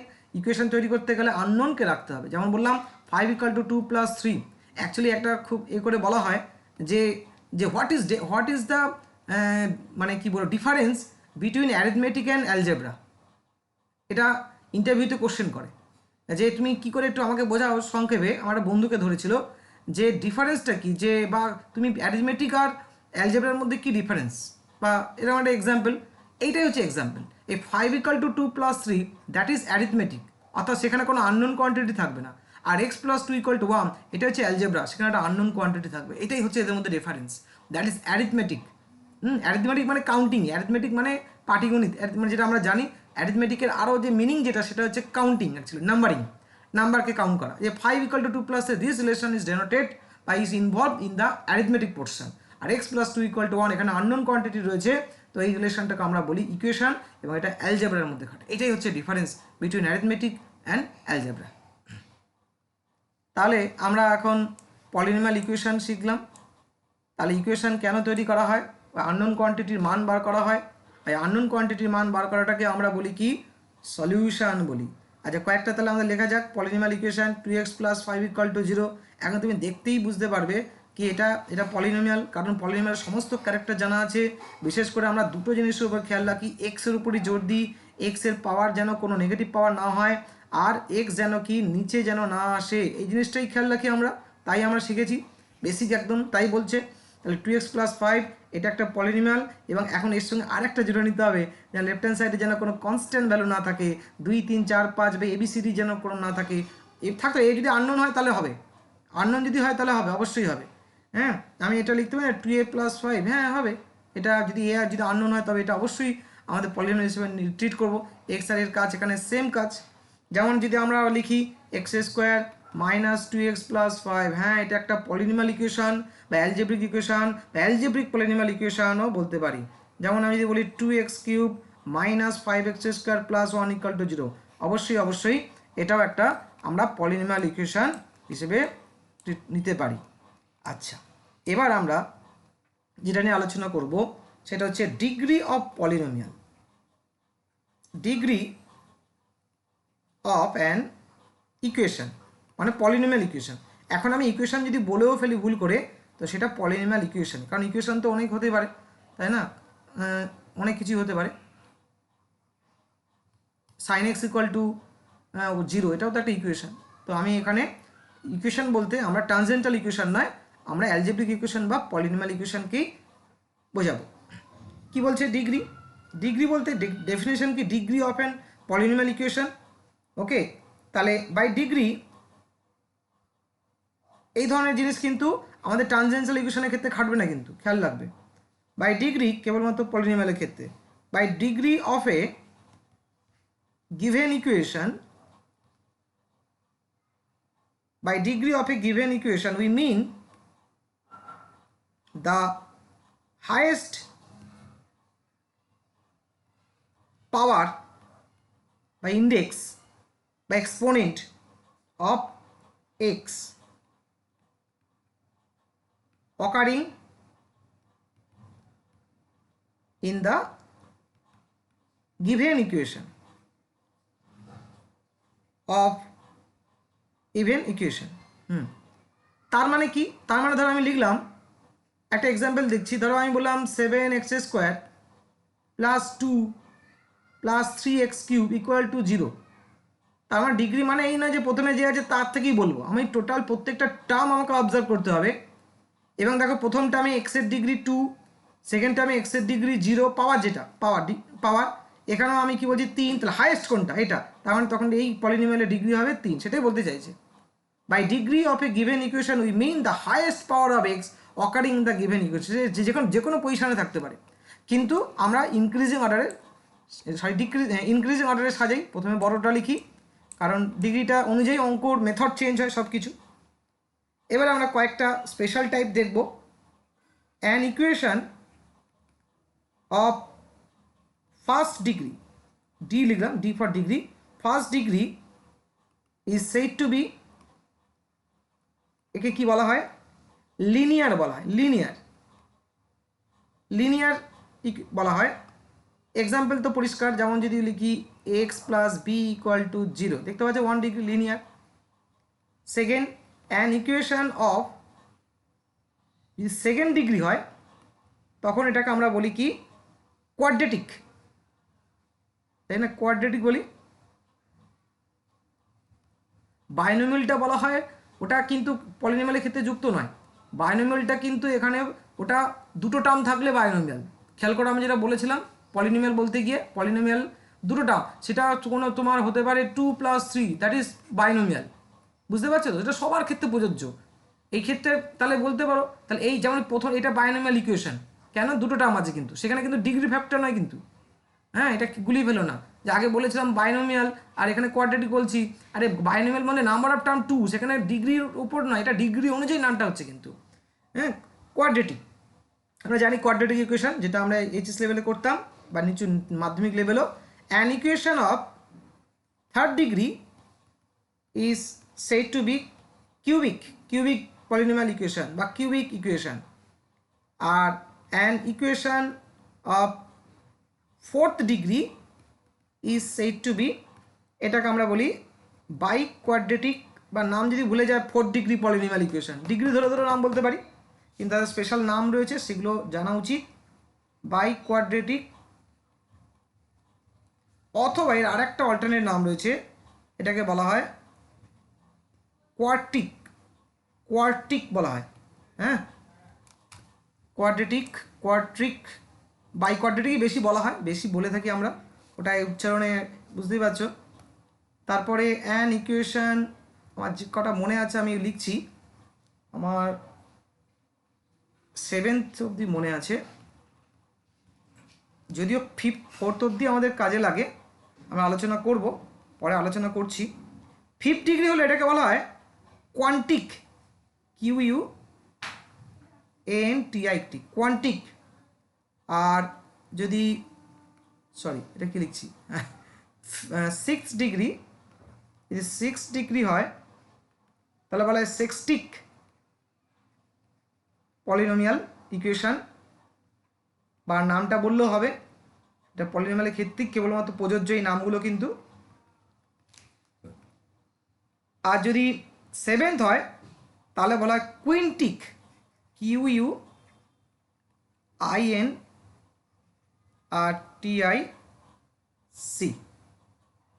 ওকে, তো প্রথম চারটে আমাদের মনে রাখলেই হবে, লিনিয়ার, কোয়াড্রেটিক, কিউবিক আর বাই কোয়াড্রেটিক।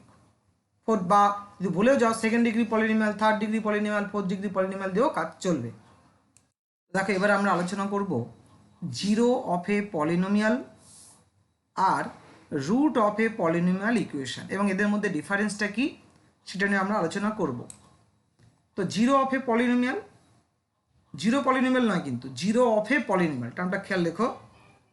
বলা হচ্ছে কি, if F of x equal to 0, এটা হচ্ছে আমাদের একটা পলিনোমিয়াল, ইজ এ পলিনোমিয়াল, ডিগ্রিটা বলছি না। এবার সরি পলিনোমিয়াল বলেছি, আবার ইকুয়েশন কেন বললাম, তাই না, পলিনোমিয়াল ইকুয়েশন হয়ে যাবে। If F of x is a polynomial and একটা ভ্যালু খুঁজে পেলাম আলফা, যেটা এক্সে বসানোর পর দেখা গেল ওটা 0 করে দিল, এফ আলফা ইকুয়াল টু 0, সেটা রিয়েলও হতে পারে, কমপ্লেক্সও হতে পারে। Then alpha is said to be 0 of the polynomial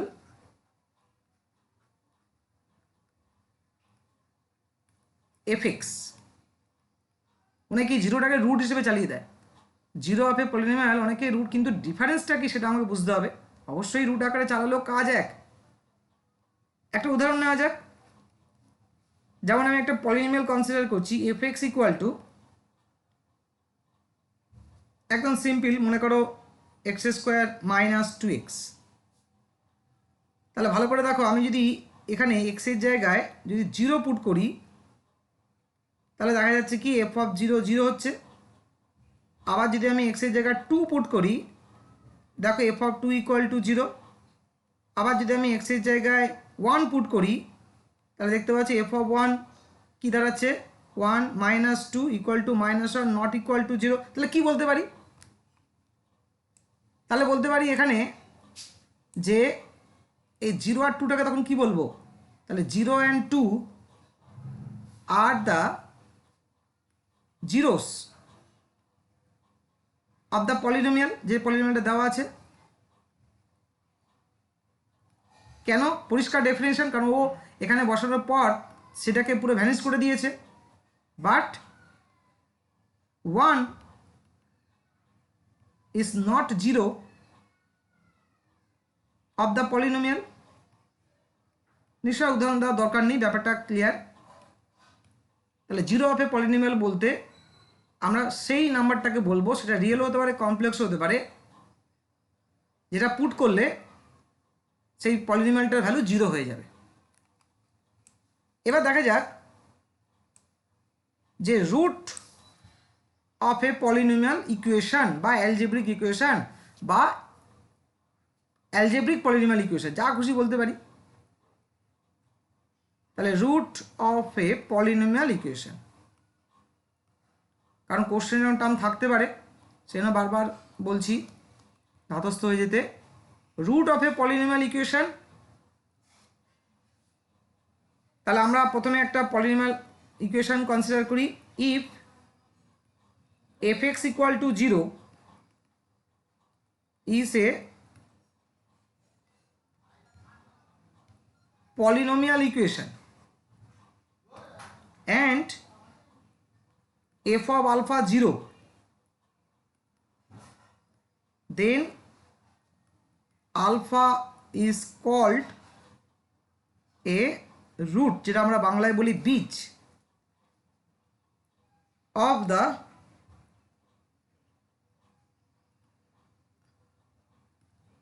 polynomial equation fx equal to 0।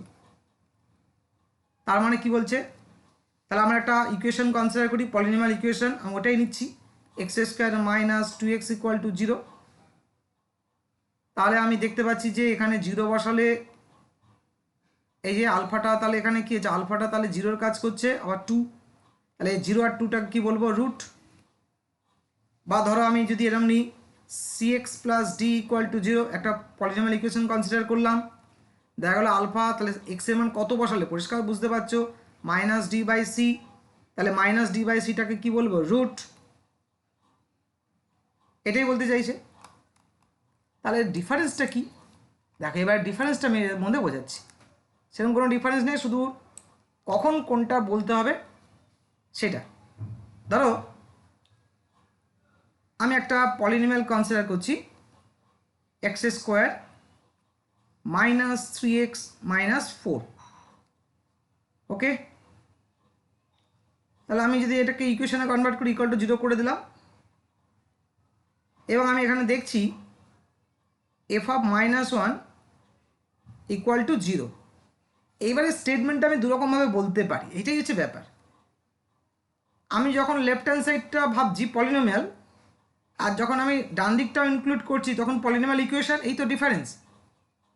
তাহলে আমি এটাকে কী বলতে পারি, যে minus 1 is the zero, is the zero কার, জিরো কার হয়, of the polynomial, of the polynomial x square minus 3x minus 4। Same statement এভাবে বলতে পারি, minus 1 is the root of the, চেঞ্জেসগুলো জাস্ট দেখো, polynomial equation x square minus 3x minus 4 equal to 0। তাহলে ব্যাপারটা এইটাই। তাহলে আমি 0 কখন বলবো আর রুট কখন বলবো এটা খেয়াল রাখতে হবে। তাহলে আমি 0 বলবো পলিনোমিয়ালের জন্য, আর রুট বলবো পলিনোমিয়াল ইকুয়েশনের জন্য। তাই অনেকে রুটটাকে 0 বলেই ভাবে, 0টাকে রুট ভাবে, কিন্তু না, এখানে বেসিক ডিফারেন্সটা হচ্ছে এই জায়গাটায়। আমি স্টেটমেন্টটাকে, এই f of minus 1 equal to 0 হলো, স্টেটমেন্টটাকে আমি দুরকমভাবে রিড করতে পারি, 0 of the polynomial or root of the polynomial equation বা ইকুয়েশন। তো দেখো নেক্সট দেখো, ফান্ডামেন্টাল থিওরেম অফ অ্যালজেব্রা। তো আমরা জানি যে ম্যাথামেটিক্সের প্রত্যেকটা ব্রাঞ্চেই এরকম একটা করে ফান্ডামেন্টাল স্টেটমেন্ট রয়েছে। তো কি বলছে দেখো, এরকম অ্যালজেব্রা অনেক সময় বলা হয় এটাকে ক্লাসিক্যাল অ্যালজেব্রাও বলা হয়, তাই এটা ব্যাকেটে থাকে, পরীক্ষা দিতে পারে কিন্তু যদি 2 নম্বরের কোশ্চেন হয়, বা অপশানও থাকতে পারে মাল্টিপল চয়েস কোশ্চেনে। তো অবশ্যই এর তো প্রুফ আছে, তো প্রুফ করার তো আমাদের প্রয়োজন নেই, শুধু স্টেটমেন্টটা জানলেই হবে।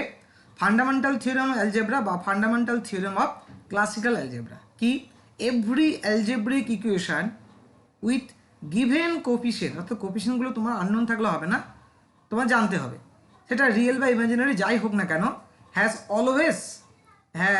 Always at least one real or imaginary root, অর্থাৎ at least one root, minimum একটা রুট তার থাকতেই হবে, অর্থাৎ 0 রুট কোনো ইকুয়েশন এখানে থাকবে না। যদি ঘুরিয়ে বলি, যেমন খেয়াল করে দেখো, তুমি বলবে এটা অন্য কোনো, যেমন এটা কেবলমাত্র কি, তাহলে অ্যালজেব্রা মানে বুঝতে পারছি এভরি অ্যালজেব্রিক ইকুয়েশন। খেয়াল করে দেখো, আমি বলেছি algebraic equation, polynomial equation, algebraic polynomial equation, তিনটে নামই সেম। শুধু ইকুয়েশন বললে কিন্তু ভুল হয়ে যেত, কেন, আমরা জানি এখন ইকুয়েশনকে দুটো পার্টে ভাগ করা হয়, একটা পলিনোমিয়াল ইকুয়েশন বা অ্যালজেব্রিক ইকুয়েশন বা অ্যালজেব্রিক পলিনোমিয়াল ইকুয়েশন, বা আরও যদি বলি র্যাশনাল ইন্টিগ্রাল অ্যালজেব্রিক ইকুয়েশন, যাই বলি না কেন তুমি জানো এখন সব কটা নামই ইকুইভ্যালেন্ট। এবং আর একটা আছে ট্রান্সেন্ডেন্টাল ইকুয়েশন, যেমন আমি যদি বলি একটা ইকুয়েশন লিখলাম sin x ইকুয়াল টু 3, বলো তো সলিউশন কি বলবে, নো সলিউশন। কেন, কারণ জানো sin x এর মিনিমাম ভ্যালু -1, ম্যাক্সিমাম ভ্যালু +1, কই খাটলো না তো, এটা তো খাটলো না। বলছে প্রত্যেকটা ইকুয়েশনে মিনিমাম একটা সলিউশন থাকবেই, এটা ট্রান্সেন্ডেন্টাল ইকুয়েশনের জন্য নয়। যদি বলি আচ্ছা log x ইকুয়াল টু -2, বলো তো,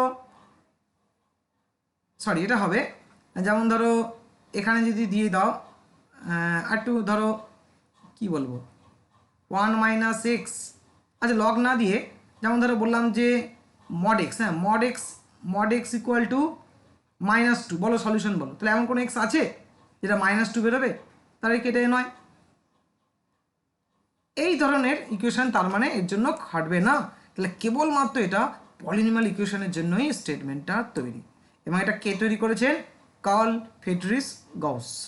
অবশ্যই ম্যাথামেটিক্সের দুজন ম্যাথামেটিশিয়ান উল্লেখযোগ্য ভূমিকা রেখেছে।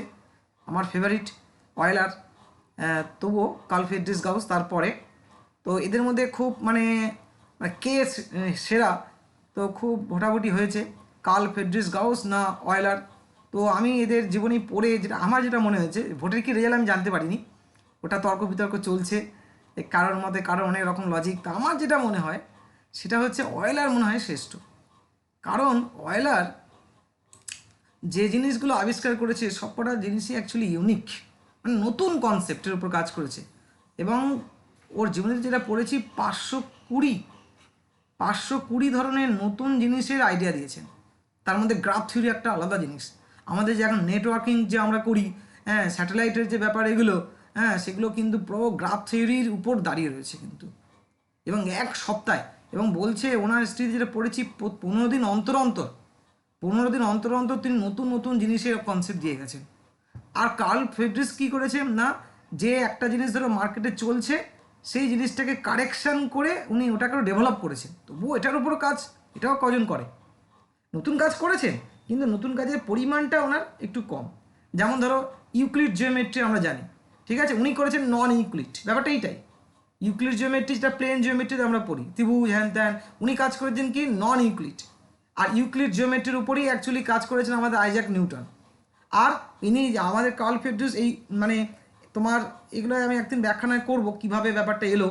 ইউক্লিড জিওমেট্রিতে যে 5টা অ্যাক্সিওমস রয়েছে, যে ফিফথ যে অ্যাক্সিওমসটা, অর্থাৎ একটা লাইন প্যারালাল লাইন রয়েছে, একটা লাইন রয়েছে, হ্যাঁ, বাইরে একটা পয়েন্ট রয়েছে, এবং বলছে কি না এই পয়েন্ট দিয়ে কী আছে, এই লাইনের প্যারালাল করে কেবলমাত্র একটাই সরলরেখা ড্র করা যাবে। এটা অ্যাক্সিওমস, কিন্তু এর প্রমাণটা নেই। অ্যাক্সিওমস মানে যার প্রমাণ নেই, এর প্রমাণটা বা কোনোরকমভাবে এর লজিকটা ইনি বিশ্বাস করেননি। তো এটা কেন হচ্ছে না, কেন এর প্রমাণ করতে গিয়েই অ্যাকচুয়ালি নন ইউক্লিডের কনসেপ্টটা আসে। তাহলে ইউক্লিড ছিল বলেই নন ইউক্লিড হয়েছে। আর ওই নন ইউক্লিড জিওমেট্রির উপরই কিন্তু আমাদের যে আইনস্টাইন, তার যে থিওরি অফ রিলেটিভিটি, সেটা কিন্তু আবিষ্কার করেছে। তাহলে দেখো এখানে আমাদের নিউটন হচ্ছে কি ইউক্লিড জিওমেট্রির উপর, ওনার যত পার্টিকেল, এবার ছোটো ছোটো পার্টিকেলের উপর, আর গ্রহ নক্ষত্র বড় বড় জিনিস হচ্ছে নন ইউক্লিড সেকশনে আলোচনা করা হয়, সেখানে স্পেরিক্যাল ব্যাপারগুলো থেকে যায়। তো যাক, ওনারা যে জায়গায় মহান। তো যেটা অয়েলার আমার কাছে বেস্ট, যেহেতু উনি 520টা নতুন জিনিস, একটা লোক, আমরা সারা জীবনে যারা পিএইচডি করে তারা একটা জিনিস আবিষ্কার করতে সারা জীবন চলে যায়, আর প্রতি 15 দিন অন্তর তিনি নতুন নতুন কনসেপ্টের ধারণা দিয়েছেন। 520টা ভাবা যায় না। আর ইনিও যেমন কনগ্রুয়েন্স থিওরি, একটা নতুনত্ব নিয়ে এসছে নাম্বার সিস্টেমে। কনগ্রুয়েন্স জানি, কনগ্রুয়েন্স থিওরি পুরো আবিষ্কার হচ্ছে কার্ল ফ্রেডরিক গাউস। একটা মানে ক্যালকুলেটরকে হার মানাবে এমন সব তিনি রেজাল্ট দিয়ে গেছেন। যদিও আমাদের পড়ানোর সুযোগ নেই তোমার কনগ্রুয়েন্স চ্যাপ্টারটা, আমার খুব প্রিয় চ্যাপ্টার অ্যালজেব্রার কনগ্রুয়েন্স। তো সেখানে যা দিয়ে গেছেন, মানে ক্যালকুলেটরকে হার মানাবে, এত ফাস্ট ক্যালকুলেশন করা যায়। তো যাই হোক, তোমরা স্টেটমেন্টটা শুধু মনে রেখো, every algebraic equation with given coefficients, মানে কোফিশিয়েন্টগুলো আননোন অবস্থায় থাকলে চলবে না, রিয়েল বা ইমাজিনারি যাই হোক চলুক, has always at least one root, সেই রুটটাও may be real or imaginary. আর এই রেজাল্টটাকেই বেস করে, এই থিওরিটাকেই স্টেটমেন্টটাকেই বেস করে এটা এই রেজাল্টটা প্রুভ করা হয়েছে। বইয়ে বিভিন্ন বই আছে, আমাদের শুধু রেজাল্ট জানলেই হবে। অ্যান্ড পলিনোমিয়াল ইকুয়েশন বা অ্যালজেব্রিক ইকুয়েশন যা কিছু থাকতে পারে, of degree n has n roots and no more. তাহলে ভালো করে দেখো কি বলছে, অর্থাৎ আমরা যেমন যদি আমি এখানে লিখি sin x equal to half, কতগুলো solution, infinite number of solution বলি না, কিন্তু বলছে না, পলিনোমিয়াল ইকুয়েশনে সলিউশনের রেস্ট্রিকশন আছে, কতগুলো তুমি বলতে পারবে, ইনফাইনাইট মানে কিন্তু বলতেই পারবে না, আনকাউন্টেবল। কিন্তু পলিনোমিয়াল ইকুয়েশনের ক্ষেত্রে বলছে না, তুমি বলতে পারবে কি যত ডিগ্রি ততগুলো রুট, নো মোর, তার থেকে বেশি নয়। যেমন বলি x to the power 4 - 1 equal to 0, এটা একটা পলিনোমিয়াল ইকুয়েশন, ডিগ্রি কত 4, কটা রুট 4, ব্যাস। কিন্তু সাইন এক্স ইকুয়ালটা তো কতগুলো বলতে পারবো না, uncountable, infinite number of solution রয়েছে।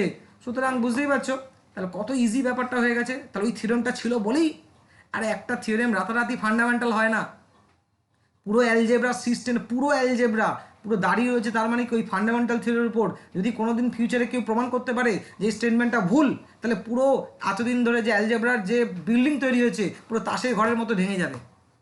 প্রমাণ এমনি এমনি হয় না। এবং এইটার কত পাওয়ার, একটা স্টেটমেন্টের যে কতটা পাওয়ার, মানে অঙ্ক না করলে তুমি বুঝতে পারবে না। এবং এগুলো কোথায় ইউজ হয়, যেহেতু আমাদের সেই ধরনের আমরা ক্রিটিক্যাল অঙ্কগুলোর ক্ষেত্রে তো আমরা করি না। যখনই ধরো কোনো একটা ব্যাপারটা আমি বলি যে ফান্ডামেন্টাল থিওরেম কেন বলা হচ্ছে, বলছে যখনই ধরো কোনো একটা জিনিস আবিষ্কার হয়েছে, কেউ একজন ধরো রামশ্যাম যদুমধু একটা থিওরি আবিষ্কার করেছে। এখন প্রশ্ন হচ্ছে প্রত্যেকটা ব্রাঞ্চ, ঠিক আছে, এখন প্রশ্ন ধরো সেট থিওরি একটা ব্রাঞ্চ রয়েছে, হ্যাঁ, সেট থিওরি একটা আলাদা একটা রয়েছে, ক্যালকুলাস, ট্রিকোনোমেট্রি, জিওমেট্রি। প্রশ্ন হচ্ছে ওই থিওরিটা আমি কি যে নতুন ধরো একটা জিনিস আবিষ্কার করেছি সেটা কোন ব্রাঞ্চে ঢুকবে। একটা জিনিস আবিষ্কার হয়েছে, সেই জিনিসটা কি অ্যালজেব্রা ঢুকবে, না কি অ্যারিথমেটিকে ঢুকবে, না ট্রিকোনোমেট্রিতে ঢুকবে, তাহলে কী হবে? তাহলে ওই যে ওইটা ওর রিয়েলিটিটা চেক করতে হবে, ওর বাস্তব সত্যটা চেক করতে হবে। এবার ধরো ও অ্যালজেব্রা ঢোকার যোগ্য কিনা ওই থিওরিটা, নতুন আমি একটা জিনিস আবিষ্কার করেছি, একটা লজিক আমি বলছি এই ঘটনা হলে এই ঘটছে, এটা একটা রেজাল্ট, তাহলে কোন সেকশনে ঢোকাবো? তখন কী হবে? তখন এই সেকশনে ঢুকতে গেলে তাহলে আমাকে কী করতে হবে? আমার অ্যালজেব্রায় যে ফান্ডামেন্টাল থিওরেম দিয়ে এটাকে স্টেটমেন্ট দিয়ে চেক করতে হবে।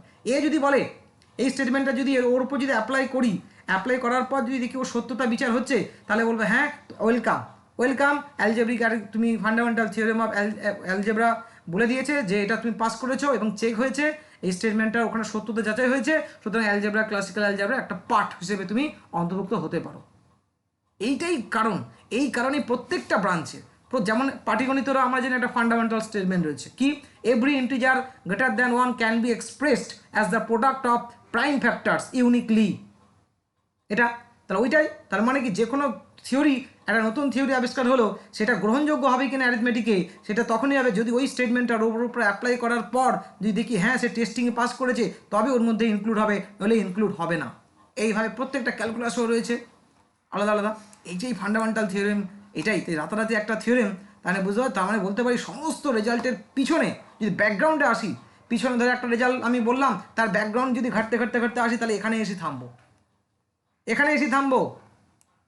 তাহলে এটা পুরো অ্যানালিটিক্যাল ওয়েতে পড়া, রিসার্চ মোডে পড়তে গেলে যদি পড়তে চাই, দেখতে চাই, তাহলে অবশ্যই সেটা তো সম্ভব না আমাদের এই ধরনের ক্লাসে, তাহলে এক ফেস টু ফেস হতে হবে, তখন আলোচনা করা যেতে পারে, আলোচনা করে তাহলে আরও পড়াশোনা করতে হবে সবাইকে। তো আমরা তো ওই ধরনের মোডে যাচ্ছি না, আমরা যাচ্ছি সিম্পল ওয়েতে, সিম্পল আমাদের পথ, সেই পথে যাচ্ছি। আমি ব্যাপারটা বললাম যে এই ঘটনাগুলো ঘটে, ফান্ডামেন্টাল মানে এই জিনিসটাই।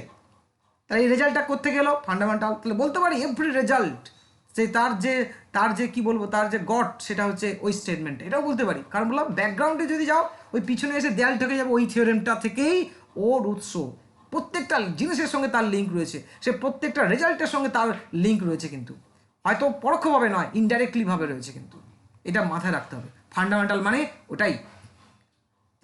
তাহলে হ্যাঁ, যেমন লিখলাম একটা 4 ডিগ্রি পলিনোমিয়াল লিখলাম, তাহলে বলছে কি এই 4টে রুট, হ্যাঁ 4টে রুট, আর সলভ করতে হবে না, তুমি ভালো করে জানো 4টে রুট কি 1 -1 i আর মাইনাস হয়, পৃথিবী আর কোনো ভ্যালু নেই যেটা এখানে বসালে 0 হবে, তাহলে এটাই 4টে রুট। তাহলে বলো তো কী বলবো, স্টেটমেন্টে দুরকমভাবে বলতে পারি না, এই ভ্যালুগুলোকে আমি বলতে পারি 1 -1 i মাইনাস হয় are the zeros of the polynomial x⁴ -1, অথবা বলতে পারি কি 1 -1 i মাইনাস হয় are the roots of the polynomial equation, বা শুধু ইকুয়েশন, এই ক্ষেত্রে বললে চলবে। আমাদের যেহেতু বারবার একই কথা আসবে, x⁴ -1 = 0। ওকে, তাহলে একটা 5 ডিগ্রি ইকুয়েশনে, পলিনোমিয়াল ইকুয়েশনে কটা রুট? 5টা। একটা 10 ডিগ্রি পলিনোমিয়াল ইকুয়েশনে কটা রুট? 10টা। তো দেখো নেক্সট দেখো বলছে যে সলিউশন অফ এন ইকুয়েশন বলতে কি বুঝি? সলিউশন অফ এন ইকুয়েশন বলতে কি বুঝি? By the solution of an equation we mean the determination of all the roots. যেমন বলি সলভ, কোশ্চেন লেখা থাকে না, সলভ দ্য ইকুয়েশন, তার মানে কি তার সমস্ত রুটগুলো বার করো, এটাই একটা simple word, solution of an equation. এইবার দেখো থিওরি অফ ইকুয়েশনটা তাহলে কি? থিওরি অফ ইকুয়েশন বলতে দেখো কি বলছে, theory of equation is that branch of ম্যাথামেটিক্সের সেই ব্রাঞ্চকে বোঝাচ্ছে which deals with the solution of equation, যেটা একটা ইকুয়েশন বলতে কিন্তু কেবলমাত্র কিন্তু অবশ্যই খেয়াল রাখবে পলিনোমিয়াল ইকুয়েশনকে আমরা বোঝাচ্ছি। ওকে, সলিউশন অফ ইকুয়েশন, পলিনোমিয়াল ইকুয়েশনকে কীভাবে সলভ করা যায় সেটা নিয়ে যে ম্যাথামেটিক্সে যে ব্রাঞ্চে আলোচনা করা হয় তার নামই হচ্ছে অ্যাকচুয়ালি থিওরি অফ ইকুয়েশন। খেয়াল রাখ, এটা একটা ব্রাঞ্চ। অনেকে আলাদাভাবে যে ইকুয়েশন সলভ করা থিওরি না, এইটার নামই কিন্তু এটা theory of equation is that branch of ম্যাথামেটিক্সের ব্রাঞ্চটার নামই হচ্ছে এটা থিওরি অফ ইকুয়েশন। তাহলে বুঝতে পারছো আমরা কী নিয়ে আলোচনা করতে চলেছি। আশ্চর্যের বিষয় হচ্ছে আমরা তো প্রথম ফার্স্ট ডিগ্রি ইকুয়েশন, যেমন যদি বলি 2x + 3 = 0, সলিউশন একদম চোখ কান বুঝে বলে দেবে কত, x = -3/2, যে কোনো every first degree equation we can solve. Okay, যদি একটা 2 ডিগ্রি ইকুয়েশন লিখি x এমনি লিখি 2x² + 3x + 7 = 0, তাহলে ফ্যাক্টর করা গেলে ভালো, না করা গেলে হৃদয়াচার্য রয়েছে, সে তো বলে দিয়েছে কীভাবে সলভ করতে হবে, বা আরও বিভিন্ন টেকনিক রয়েছে, দুটোকে স্কোয়ারে ডিফারেন্স করে করতে পারি। তার মানে every second degree equation we can solve, আমাদের পাওয়ার আছে হৃদয়াচার্য, তাই না? 3 নম্বর ভারতীয় বৈজ্ঞানিক, ম্যাথামেটিশিয়ান, বৈজ্ঞানিক বলা হচ্ছে ম্যাথামেটিশিয়ান, তখন তো ম্যাথামেটিশিয়ান নয়, দার্শনিক। 3 নম্বর যদি একটা কিউবিক ইকুয়েশন লিখি 3x³ + 4x² + 7x + 9, সলভ করো, একটু তুমি হয়ে যাবে।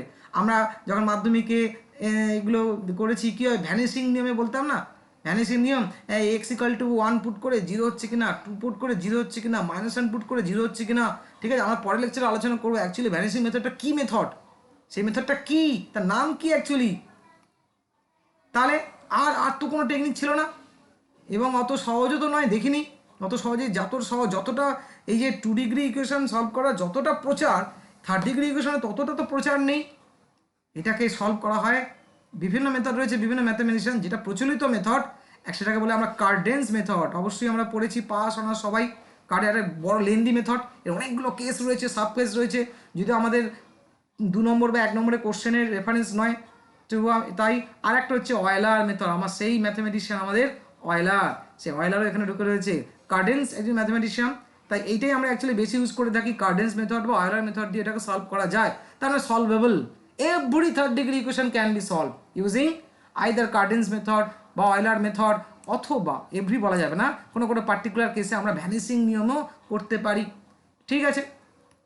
4 হচ্ছে কি আমাদের ব্রাঞ্চ থাকে, এগুলো সব ব্রাঞ্চেরই রেজাল্ট, ঠিক আছে? এই সমস্ত ব্রাঞ্চে আবিষ্কার হয়েছে, এগুলো এসছে সব এক জায়গায়, তারা করেছে সমস্ত কিছু।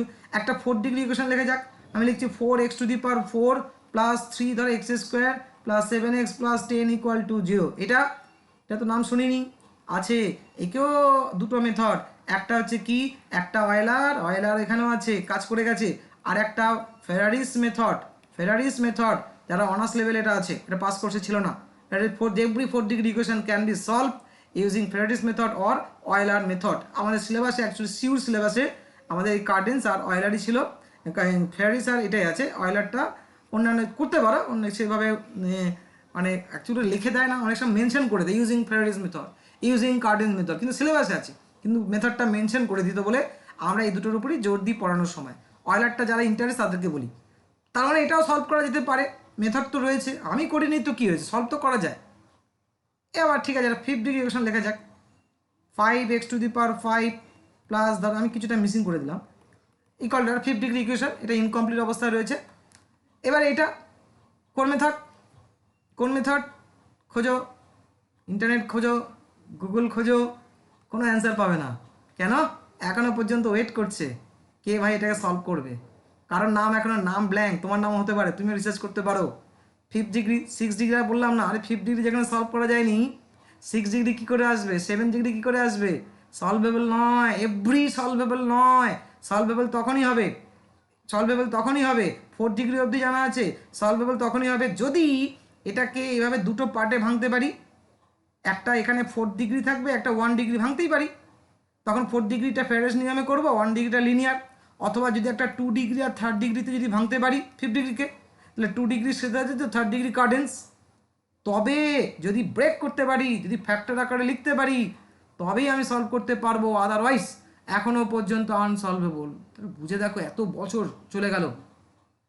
বছর চলে এসছে, কেউ এখন এটাকে সলভ করতে পারেনি, এখনও কারোর নাম এখানে এন্ট্রি হয়নি। তাহলে কতটা চ্যালেঞ্জিং ব্যাপার থিওরি অফ ইকুয়েশন। হ্যাঁ, 4th ডিগ্রি পর 5th ডিগ্রি সলভ করা যাচ্ছে না, সলভ করা যাচ্ছে, এতটাই জটিল, তাই বলা হয় ম্যাথামেটিক্সের সবচেয়ে অনুন্নত সভ্যতা যদি হয় সেটা হচ্ছে যুগ এইটাই ক্লাসিক্যাল অ্যালজেব্রা, যেখানে মাত্র 4th ডিগ্রিতে গিয়েই থেমে গেছে, যেখানে ক্যালকুলাস কত উন্নতি করেছে, ট্রিকোনোমেট্রি কত উন্নতি করেছে, সমস্ত ব্রাঞ্চ যেখানে এগিয়ে যাচ্ছে তত্তর করে, আর আটকে আছে 4th ডিগ্রিতেই। তাই বলে আনসিভিলাইজড সোসাইটি বলা হয় এটাকে, ক্লাসিক্যাল অ্যালজেব্রাকে। এতটাই পাজেল এখানে ভর্তি। তাহলে আমাদের 4th ডিগ্রির উপরেই আমরা কাজ করব, 4th ডিগ্রির উপরেই আমাদের পরীক্ষায় থাকে, বেশিরভাগ কোশ্চেনই 3rd ডিগ্রি থাকে। 2016 এসএলএসটিতে 2টো কোশ্চেন দিয়েছিল, এখান থেকে 2টো কোশ্চেনই 3rd ডিগ্রির উপর। তো আমি 3rd ডিগ্রির উপর যেমন ফোকাস করেছি, প্যারালালি 4th ডিগ্রির উপরেও ফোকাস করেছি, 5th ডিগ্রি 6th ডিগ্রির উপরেও ফোকাস করেছি। বলে স্যার কী করে করলেন? 4th ডিগ্রির উপর আমরা জানি 5th degree 6th degree unknown, এইখানেই তো ম্যাথামেটিক্সের কাজ, এখানেই তো ব্রাঞ্চের কাজ, এখানেই তো হচ্ছে থিওরির কাজ। আমি সলভ না করে তাহলে কী হবে? তখন থিওরির উপর ঠিক আছে সলভ তো করতে পারছি না, তাহলে আমি রুটগুলোর নেচার তো বলতে পারবো, এর ক্যারেক্টার তো বলতে পারবো, এর লোকেশানটা তো বলতে পারবো, এর প্লেসটা তো বলতে পারবো, এর পজিশানটা তো বলতে পারবো। সেইটুকুই বলি না, সেইটার উপরই কাজ। ঠিক আছে, কি রুট বলতে পারছি না, এর আপার লিমিটটা বলতে পারবো, তো লোয়ার লিমিটটা বলতে এই রেঞ্জের মধ্যে থাকবে, এইটাই এর উপর কোশ্চেন থাকতে পারে। আমরা দেখবো 1 বাই 1। তাহলে সলভ করতে পারি না, কিন্তু তার ধারে কাছে যেতে পারি, তো তার লোকেশানটা তো যেতে পারি, তার অ্যাপ্রক্সিমেট তো রুটটা বলতে পারি, সেটার উপরই কাজ। নিউমেরিক্যালের কাজ তো এখানেই। নিউমেরিক্যাল মেথড কেন শেখানো হয়? নিউমেরিক্যাল মেথডের সমস্ত ইকুয়েশনকে সলভ করা হয়, কিন্তু রুটটা যেগুলো পাই অ্যাপ্রক্সিমেট, আরে যেটা পাচ্ছি না, না পাওয়ার থেকে একটা অ্যাপ্রক্সিমেট পাচ্ছি, সেটা নিয়েই কাজ চলুক না, এরা থাক না, মানিয়ে নেবো, মেনে নেবো। এখানে তো নিউমেরিক্যাল প্রবাবিলিটি, এই ধরনের কি প্রবাবিলিটি সম্ভাবনা একটা হতে পারে, ওইটা নিয়েই কাজ চলছে দিব্যি। তাই আমরা 5th degree 6th degree 10th degree 12th degree নিয়ে কাজ করবো, কিন্তু সেখানে কোশ্চেনের লিমিটেশন রয়েছে, সেখানে কোশ্চেনগুলো অনেকটা অপশান ডিপেন্ডেন্ট হবে, সেখানে কোশ্চেনগুলো অনেকটা থিওরিটিক্যাল ডিপেন্ডেন্ট হবে, ডিরেক্ট মেথড হবে না। আর ডিরেক্ট মেথড ফেয়ারিস মেথড তো করতে পারবো না, কারণ আমাদের তো সে তো 5 নম্বরের জন্য, অয়েলারও তো আবার 3rd ডিগ্রি তো করতে পারবো না, সে তো কার্ডেন, সে তো 5 নম্বরের জন্য। তাহলে তখন সেই ধরনের কোশ্চেনে কিছু না কিছু ক্লু থাকবে কোশ্চেনের মধ্যে সলভ করার জন্য। আমরা এগোবো ফার্দার, আলোচনা করব, এবং আশা করি তোমরা পুরো লেকচারটা ভালো করে শুনলে এবং সেগুলো পয়েন্ট টু পয়েন্ট প্রত্যেক জিনিস নোট করো, এবং পরবর্তী লেকচারে আরও যে সমস্ত প্রাসঙ্গিক জিনিস সেগুলো নিয়ে আলোচনা করব, এবং পুরো খুঁটিয়ে আলোচনা করব, যাতে তোমাদের বইও না খুলতে হয়, এবং হিউজ প্রবলেম রয়েছে, প্রত্যেকটা জিনিস তোমাদের ক্লিয়ারলি বলা হবে উইথ সলিউশন। Thank you.